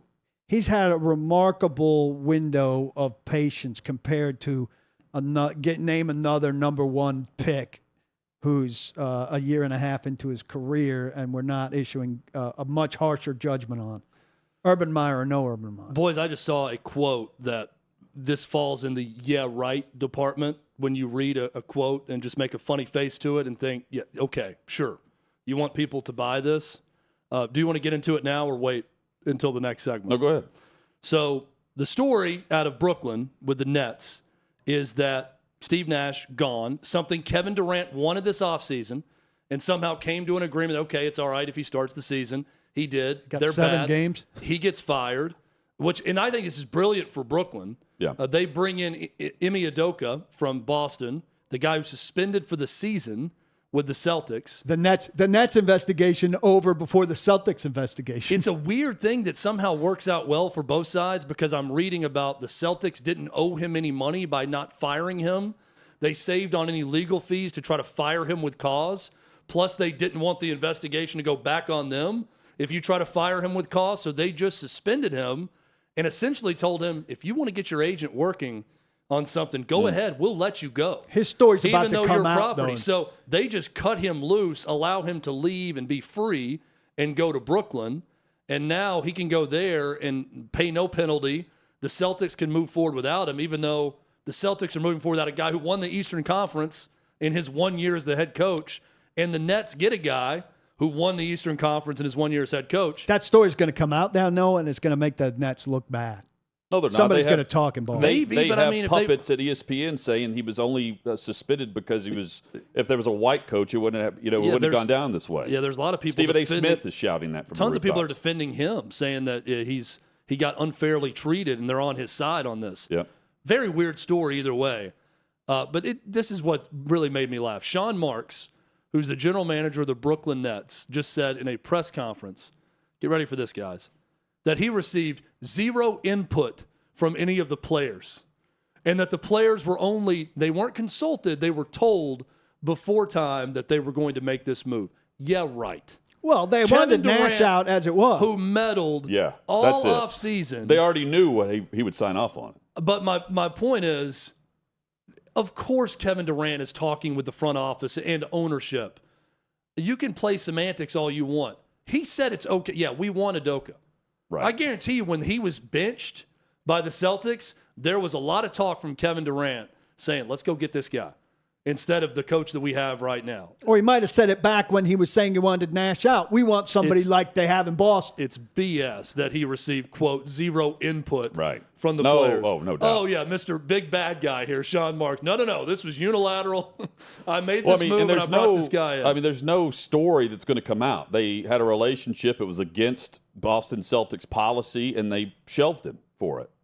It's not like the person he was having a relationship with, complained about it. I think the organization just found out about it. It's a very I think there might be a little bit story. more to it in terms of his behavior towards women in the organization. That's what there were whispers about. It was I think, subordinate of his was the big violation, but it was a consensual relationship. They said that from the beginning.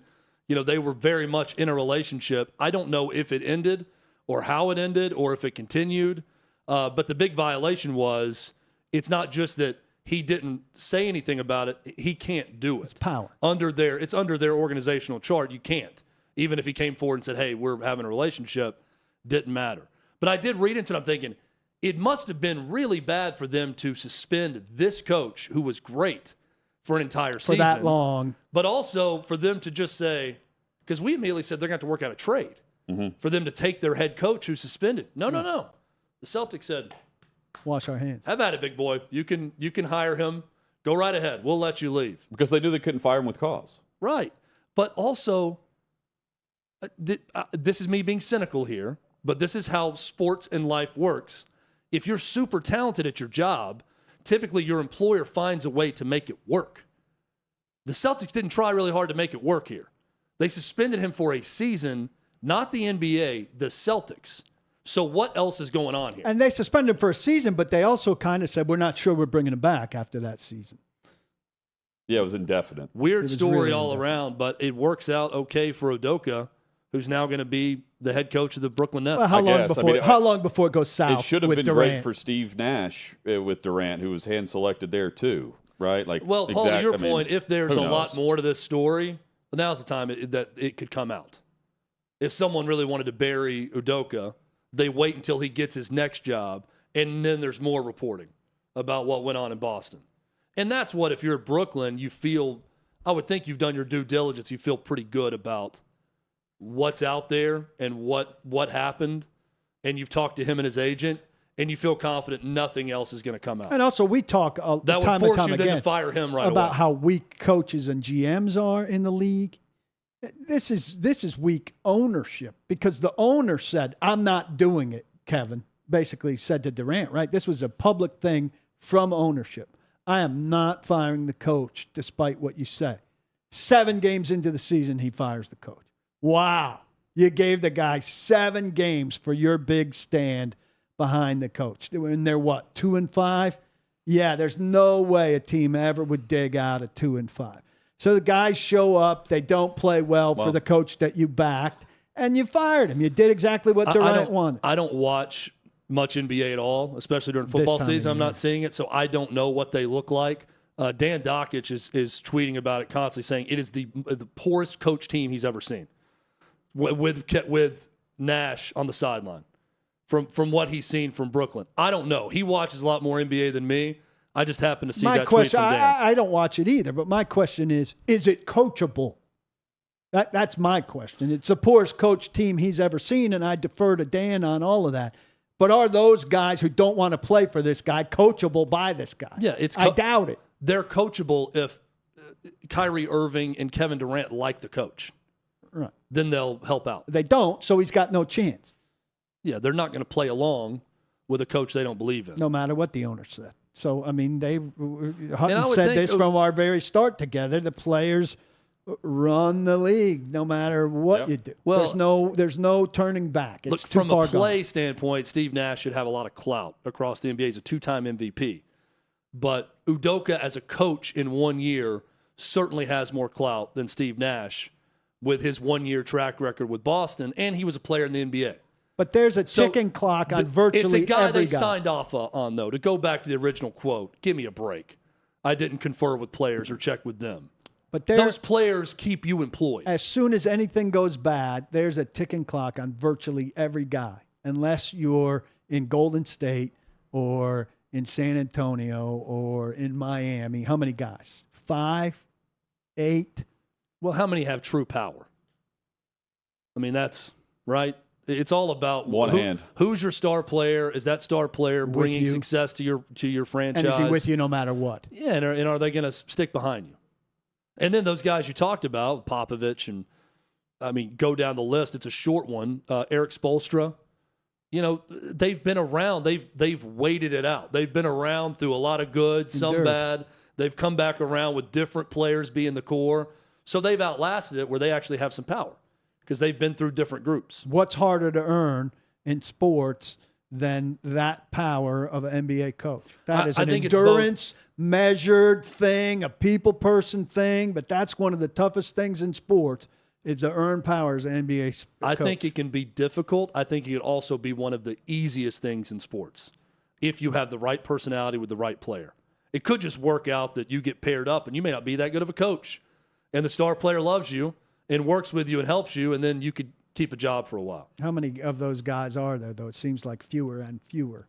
Coming up, we discuss two good coaches that are going head-to-head this week in Josh Heupel and Kirby Smart, number 1 versus number 2, and we'll discuss the upcoming college football playoff rankings, which will be released tonight, and we'll begin to look ahead to Saturday's matchup between the Hedges on OutKick 360.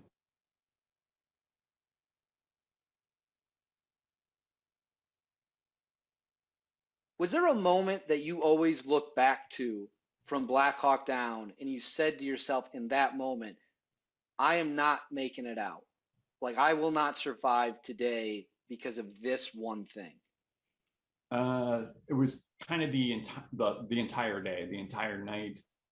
There was a portion of time, I think, in the middle of the night where things kind of calmed down and it wasn't as chaotic, and we were just kind of sitting waiting for guys in helicopters to get extricated and things like that, and it wasn't until the sun started to kind of peak back up where you're like, oh, this is going to turn back on again. But for the initial assault and 2 or 3 times that I went out into the city, it was just I don't think any of us are going to make it out alive. And so every time we would kind of get back and be secure and all right, get more ammo, and we're going back out to try and find this other crash site. And I didn't think that it was happening for any of us. I kind of came to peace. I was just telling my son about this actually the other day, but I kind of came to peace with, okay, if I get hit in the chest, like I've got a plate carrier, hopefully that stops it. If I get hit in the arms or the legs, chances are I'll live.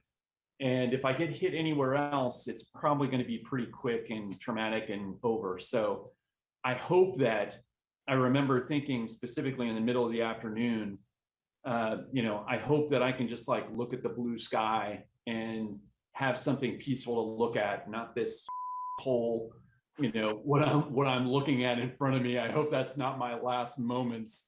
And that kind of gave me a little bit of peace. This one, I picked it because the caption's just frankly funny. And it's also geotagged your mom's house. It says balls deep, as we used to say, long before it was a popular term. The meaning to us referred to how far into bad guy territory we were.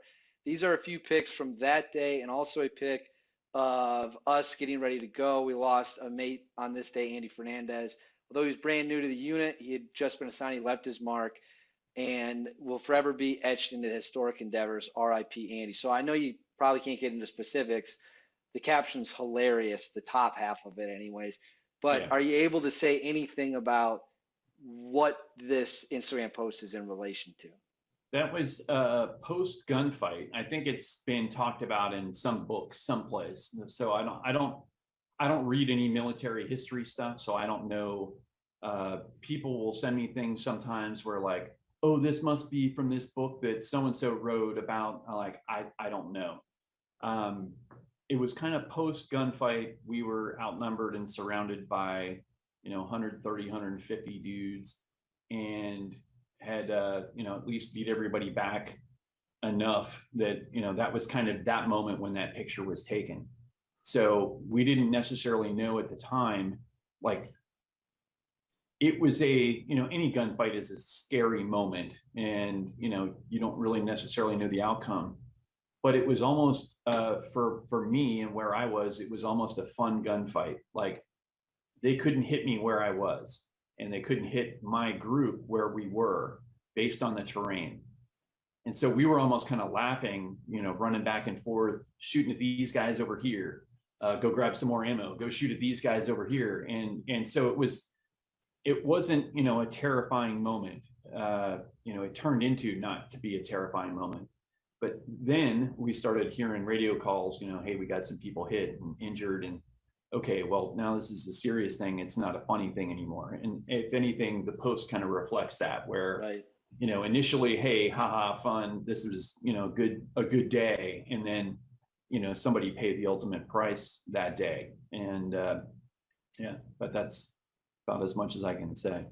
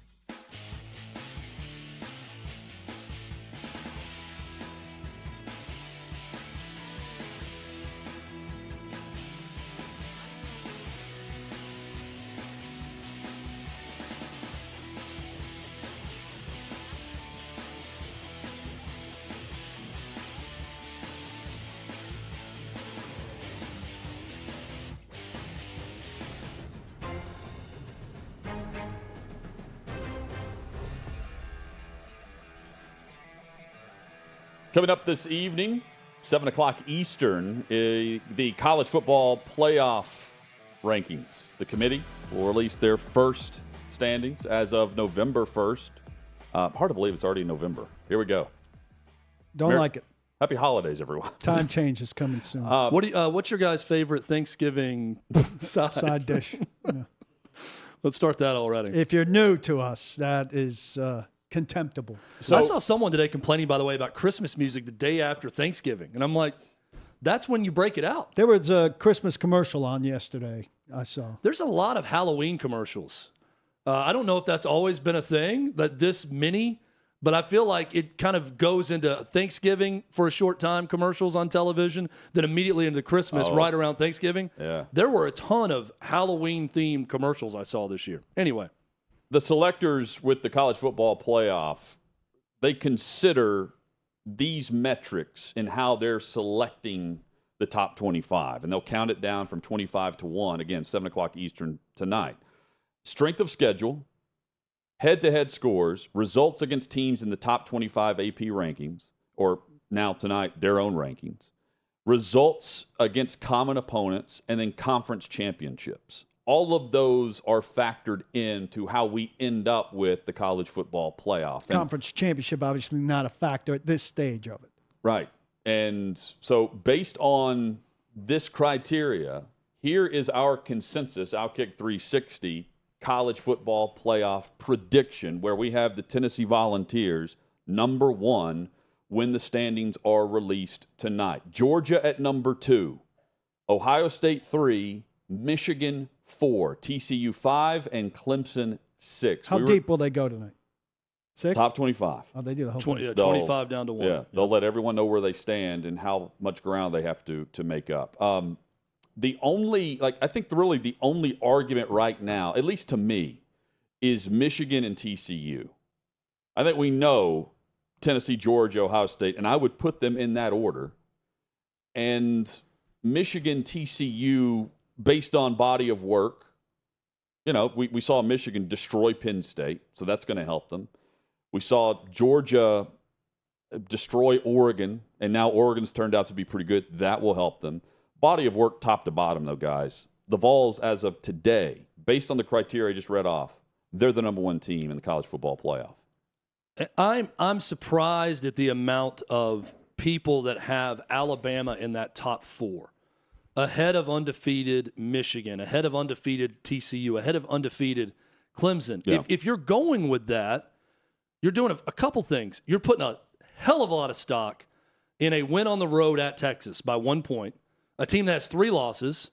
You're putting a hell of a lot of stock on a win at Arkansas, who has 3 losses, and the fact that they lost by 3 on the road to the number 1 team in the country right now in Tennessee, which sounds odd that we're giving Alabama credit for a close loss to Tennessee based on this college football playoff ranking, if in fact they're number 1. I think Alabama's great. For the purposes of this list tonight, they should not be in the top 4. Those undefeated teams should be ahead of them. Yeah. But again, that's something to note mentally as we watch these rankings tonight, because there are a lot of people that have Bama in the top 4 ahead of some unbeaten teams. Clemson's resume, they got a nice win over, looking at the top 20, top 25 teams, they beat Syracuse, they beat NC State. Wake Forest on the road with Wake Forest. That win doesn't look quite as good after Wake Forest gets housed by Louisville and has 8 turnovers in the second half this past weekend. TCU's got some good things about their resume. They're putting up a lot of points, but they've got tough parts of their schedule left. I don't know. I just feel like the team that's undefeated in the ACC and the team that's undefeated in the Big 12 should be ranked ahead of those teams until they lose in terms of one-loss teams. Well, they don't need to be ahead of Michigan. I like our list. Tennessee, Georgia, Ohio State, to me, clearly the top 3 in some order. Clearly. Michigan, to me, pretty clearly number 4 right now in the Big Ten, being undefeated. Then TCU, then Clemson, and then Bama at 7. Bama being in the top 4 would be very strange to me. And things shift quickly here. You got 1, 2 playing this weekend. The loser of that drops a little bit. And 3 and 4 play in a couple weeks. The loser of that. Keep in mind, the committee drops. Traditionally, and why I say TCU could fit in at 4. And I like, again, This I'm is consensus. right here with We all agreed on this. TCU, traditionally, they reward close wins in conference against ranked opponents. And so if you're looking for TCU, that's exactly what they do, right? Like they pull out that game against Oklahoma State in a classic. And meanwhile, with Michigan, they've got a premier rushing attack, but their non-conference schedule is not great. And I'm just comparing the resume. But Oklahoma State just got destroyed, which hurts that win. Sure, yeah. But at the time, it goes in their favor. We saw, to counter that, the people are going to have Oregon pretty high.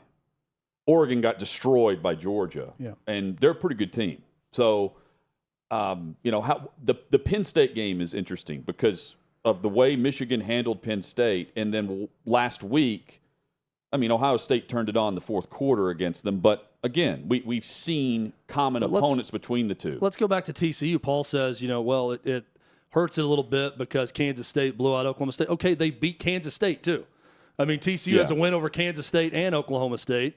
They won at West Virginia in a crazy game. That's a nice win on the road. They won at Kansas when Kansas was still undefeated earlier in the season. 4 ranked teams in a row, and they have a top 3 or 4 offense right now. Yeah, and at SMU is a difficult little non-conference game. If you're TCU in that game, it's not all bad in terms of their non-conference. Now, look, they still have Texas Tech this weekend. They go to Austin to face Texas, and they go to Baylor. So they're probably going to lose. I'm not saying this to bank on TCU losing, so they're going to fall out of the top 4. So just put them in there just because they can have their little moment in the sun now. They've earned it. With this schedule being undefeated, TCU has earned a spot ahead of Bama. I'm not saying they're ahead of those 4 that we've got up there right now with Tennessee, Georgia, Ohio State, and Michigan, but they should be ahead of Bama. Same goes for Clemson. And I say all this believing Bama will find their way into the college football playoff by the end of the year. It starts this weekend at LSU, but they're probably going to find their way back in there because LSU and Ole Miss coming up. Because they're that good. What are the odds this is what we see tonight, do you guys believe? I feel good about it. I feel pretty good about it, other than the fact that this thing is broadcast on ESPN and they have the rights, and I'm looking at Kirk Herbstreit and Chris Fowler all have Alabama in the top 4. So, I mean, I'm not saying they have the rankings in front of them. It just depends. But they probably can hear some things. So it just depends on what the committee is valuing over the other. So if you're valuing strength of schedule and head-to-head scores and close wins against Power Fives and close wins against in-conference, or again, well, you can't value close wins more than you can value big wins. Tennessee's got big wins. That's why they're 1. Yeah, but we're talking Alabama. Yeah. Chad pointed out the close wins against the top, the Power 5 and some of the other games. Again, I wouldn't have them up top, but I also can't tell you how they value that over a different part of the criteria where everything's in play based on this criteria other than results of the conference championship. Yeah, the only thing that's even remotely hurting Tennessee right now to not be number 1 is that Pitt has not been as good as we expected after an overtime win. But that was on the road. Yeah. That was a tough game early in the season. They didn't play well. They still won. But you have Georgia. Pitt's been bad since then. To me, there's really no argument for Georgia right now. One of the 2 teams is going to lose this weekend. But for Georgia to be number 1, that would mean the committee is not looking at results, close wins against Missouri and not blowing out Kent State. Yeah, it's a blowout of Oregon. That's their saving grace. But Oregon has been great since that blowout loss to Georgia. That's fair, but the resume itself for what Tennessee has done compared to Georgia, and again, Georgia can prove it, and they can be number 1 a week from now. Point being, this is kind of an easy decision for me with Tennessee number 1. There is no close comparison to what Tennessee has done. The meat of their schedule outside of Georgia is over, and they're undefeated. They are 8-0, 5 top 25 wins. I'm not saying this as a Tennessee guy. I have not heard an argument saying, no, these teams have better wins than Tennessee. Everyone believes that based on it right now. Now, they're going to go to Athens this weekend, and they're an 8.5-point underdog on the road, but no one's done more than Tennessee right now. Georgia, by the way, outside of Oregon, great win because Oregon's been terrific since. They won 49-3 in that game. At South Carolina, that looks okay now that they crept up in the top 25. They just lost by 2 scores at home to Missouri. South Carolina's not that great. But that's really it outside of Florida this past weekend on neutral field. Yeah, those are their 3 big wins. Oregon, at South Carolina, and then Florida on a neutral field. If we're comparing 1 versus 2, Tennessee has beaten Florida, won at Pitt, destroyed LSU on the road, who's now a top 15 team. They beat Bama, who a lot of college football analysts have in the top 4 even after losing to Tennessee. That's the definition of a quality win. They beat a top 20 Kentucky team badly, 44-6. Massacre. I mean, I don't think it's that close. No. in terms of who's the number one team in this first ranking. And here's the other good thing. And you could say, oh, they're sitting right there in Nashville, in the capital of Tennessee, and of course they're saying this. But here's the truth. College football needs Tennessee. ESPN needs Tennessee. Something different. Because their college football playoff, according to them, is going to include Georgia, Ohio State, Michigan, Clemson, Alabama. It's the same teams. Yep. It's the same teams except for the Vols up top. So for the conspiracy theorists that are going to say, well, will ESPN and college football playoff, will they really do this? ESPN's guaranteed to have one of those two teams lose this week. And they're sending game day to this. So I don't buy into the whole this is a CBS broadcast. No, and they need it. College football is better off with Tennessee, Georgia, 1 versus 2 between the hedges this weekend. And it's something different. I agree with you. That's big. But it's something different in high-flying offense, which is terrific to watch. Yes. I mean, it'd be a different deal somewhat if this was a team that was beating everybody 16-3. I also which say, is Chad, not as entertaining to America. Yeah. Where Alabama is, right now we don't have them in the top 6. First 2 out for us, TCU and Clemson. Where Alabama ends up will tell us if the SEC has a prayer of getting 3 teams in. Right? Because it would take some chaos if they're 7th or 8th. And to me, Alabama's 7. If we continue this poll. But if they're not, but if they're 5th, if they're higher, you're going to be, if you're a TCU or Clemson fan, you're going to be upset. Yes. Rightfully so. Because they're not going anywhere. Because the path to 3 in the playoff is right there if we see Bama's logo in this graphic tomorrow. You know what is so strange? You would need Georgia or Tennessee, the loser, to drop substantially. And you would need, Ohio State or Michigan, whoever loses that game, to drop substantially if you're TCU or Clemson. It's not going to happen. They're not going to drop that far. Here's what's crazy. If we'd have said this in the preseason, what we're talking about right now, the saving grace for Alabama in this, if they're ranked ahead of Clemson or TCU, is their close loss to Tennessee. Because if Tennessee opens number 1, the argument is they had a great chance to beat the number 1 team on the road, and they've done nothing but win outside of that in the SEC. So we think that's more impressive than anything TCU or Clemson's done. They so could far totally this year. say that. I won't be surprised if they say that, frankly. But I don't think it's right for this ranking. I think don't they either. should be 7th. Coming up, we take a look, our first glance at topically The smart Tennessee thing, and Georgia. going back 1 second, the smart thing for them to do if they want Alabama ultimately to be there is to put them 6th, right? Clemson's not going to lose, but TCU is going to lose. But they can't ultimately have Alabama in ahead of Clemson if Clemson's undefeated. So then they'd have to do some changing anyway. There can be some craziness at the end of all this. Where it's it's just random unlikely, change. But I mean, we thought we were going to have 2 unbeatens meet for the SEC championship last year, and Bama lost to A&M. So, I mean, you do have these college football games where you have a massive upset, and then that allows another team to jump in at the end of the season. But again, college football is so much better off right now. It could be Tennessee, USC. We could throw Michigan in the mix. It's good to see them back there as well. But you've got all these new logos that we're not used to seeing instead of Oregon or Washington and all these other blowouts that are going to happen on the worldwide leader on New Year's Eve. This 4-pack right here of some matchups is really good for the semifinal matchups. Georgia, Ohio State, Tennessee, Michigan, which could end up being Tennessee, Clemson, or Tennessee, TCU, however you want to look at it. I mean, and by the way, I would love to see a rematch between Bama and Tennessee. I think Tennessee's going to get in regardless what happens this Saturday. I really do.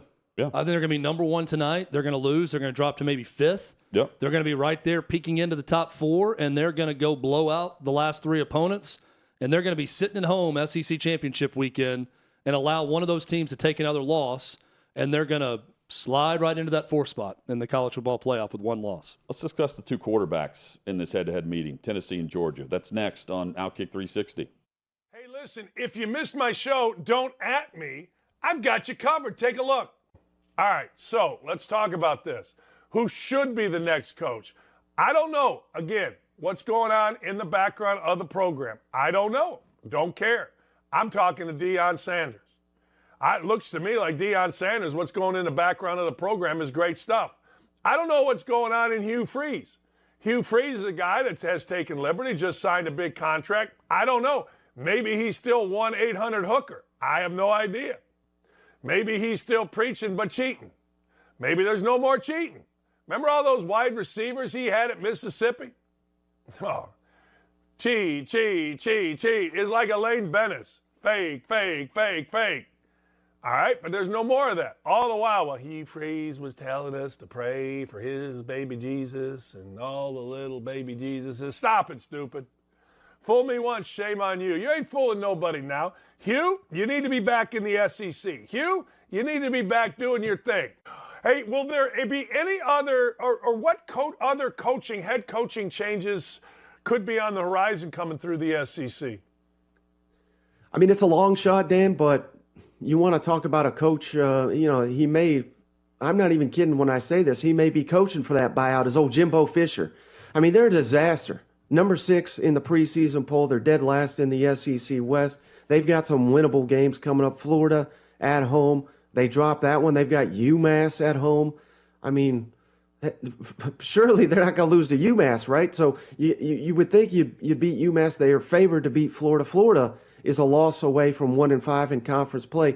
But if they lose to Florida, they lose to UMass. I mean, I think you have to pay him. I don't care what the buyout is.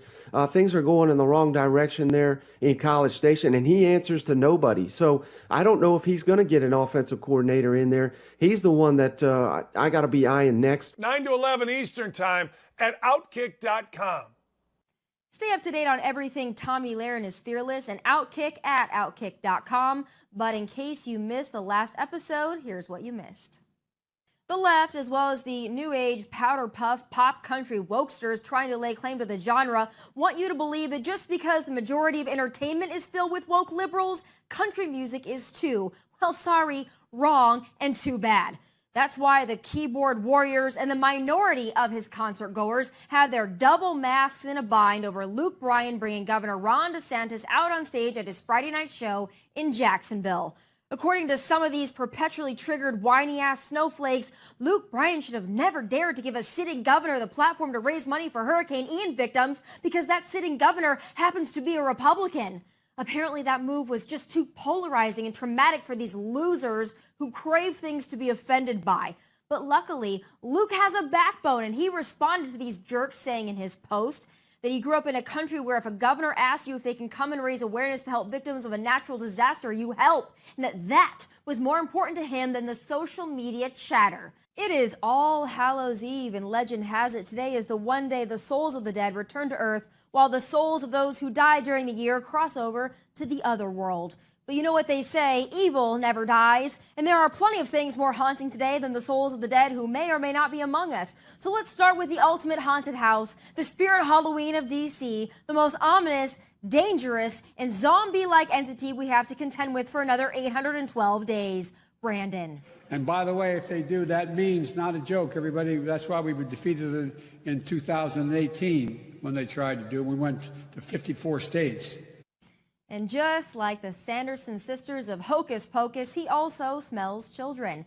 Now, you wouldn't think a geriatric man who doesn't know where he is, what he is, or how many states we have in the USA would be that scary. Tune in to Tommy Lahren is Fearless every Monday, Wednesday, and Thursday at 7 p.m. Eastern to catch all my hot takes and, of course, my final thoughts.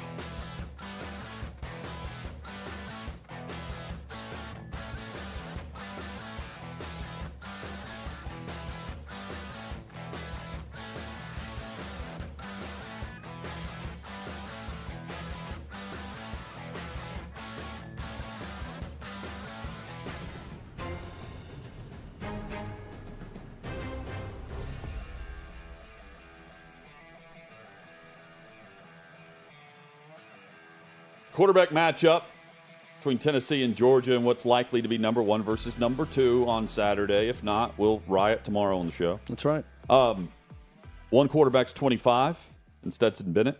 Hendon Hooker, 24. One's a Heisman favorite. One has a national championship ring. His fan base, do they trust him? I think they do after last year's college football playoff and his performance. But again, already a championship, a chance to go for a second.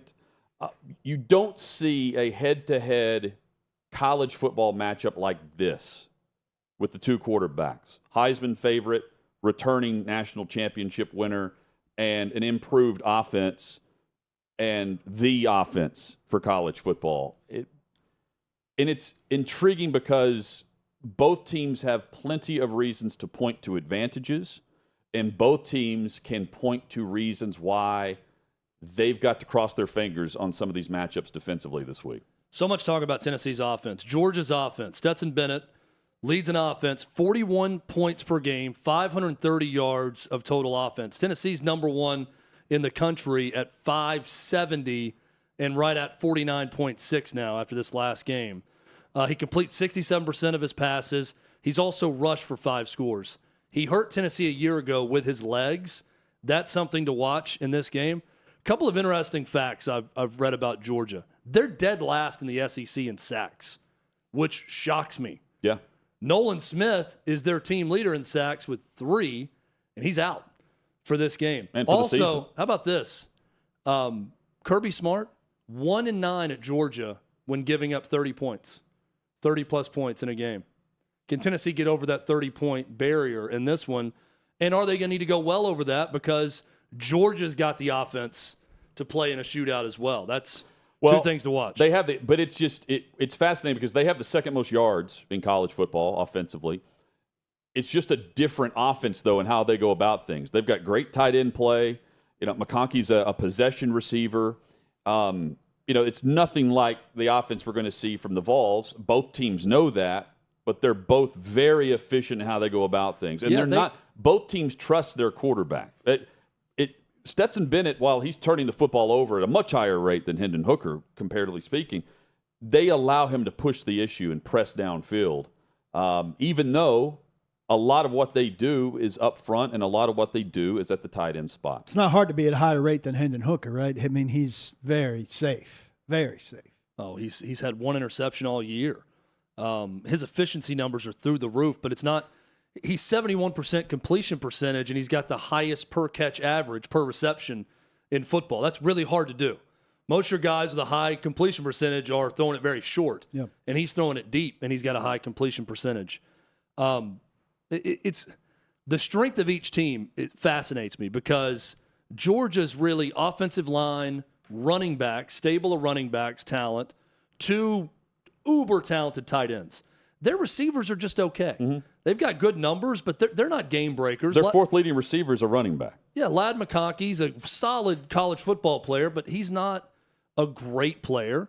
Tennessee's got Jalen Hyatt, Cedric Tillman, Brew McCoy. They've got studs at receiver that are doing a lot for them. And they have a run game, too. It's a really fun matchup when you start to break down these two teams and what they're going to try to do to each other in this game. I'll also say this about Georgia. Those busts that we saw, even against Alabama, against Kentucky, I don't expect that to happen with Georgia. I know we've said that all year. How does Tennessee always have guys running wide open? Mm-hmm. I do think Kirby Smart is going to have a better plan to not allow that to happen. Now, there's going to be one-on-one opportunities where Tennessee's going to need to go up and win one-on-one, but it's not going to be someone 7 yards past the defensive back. They're going to be in coverage with them. Well, I mean, maybe the 7 goes down to 3 on the best Tennessee plays. Tennessee, they've run the ball 61 more times than Georgia this season, and they've thrown for more yards on fewer attempts. By the way, Brandon Cooks was nearly traded to the Cowboys. Oh. And the deal fell apart based on $18 million. We're back tomorrow. Don't block the box. Do lock your locks.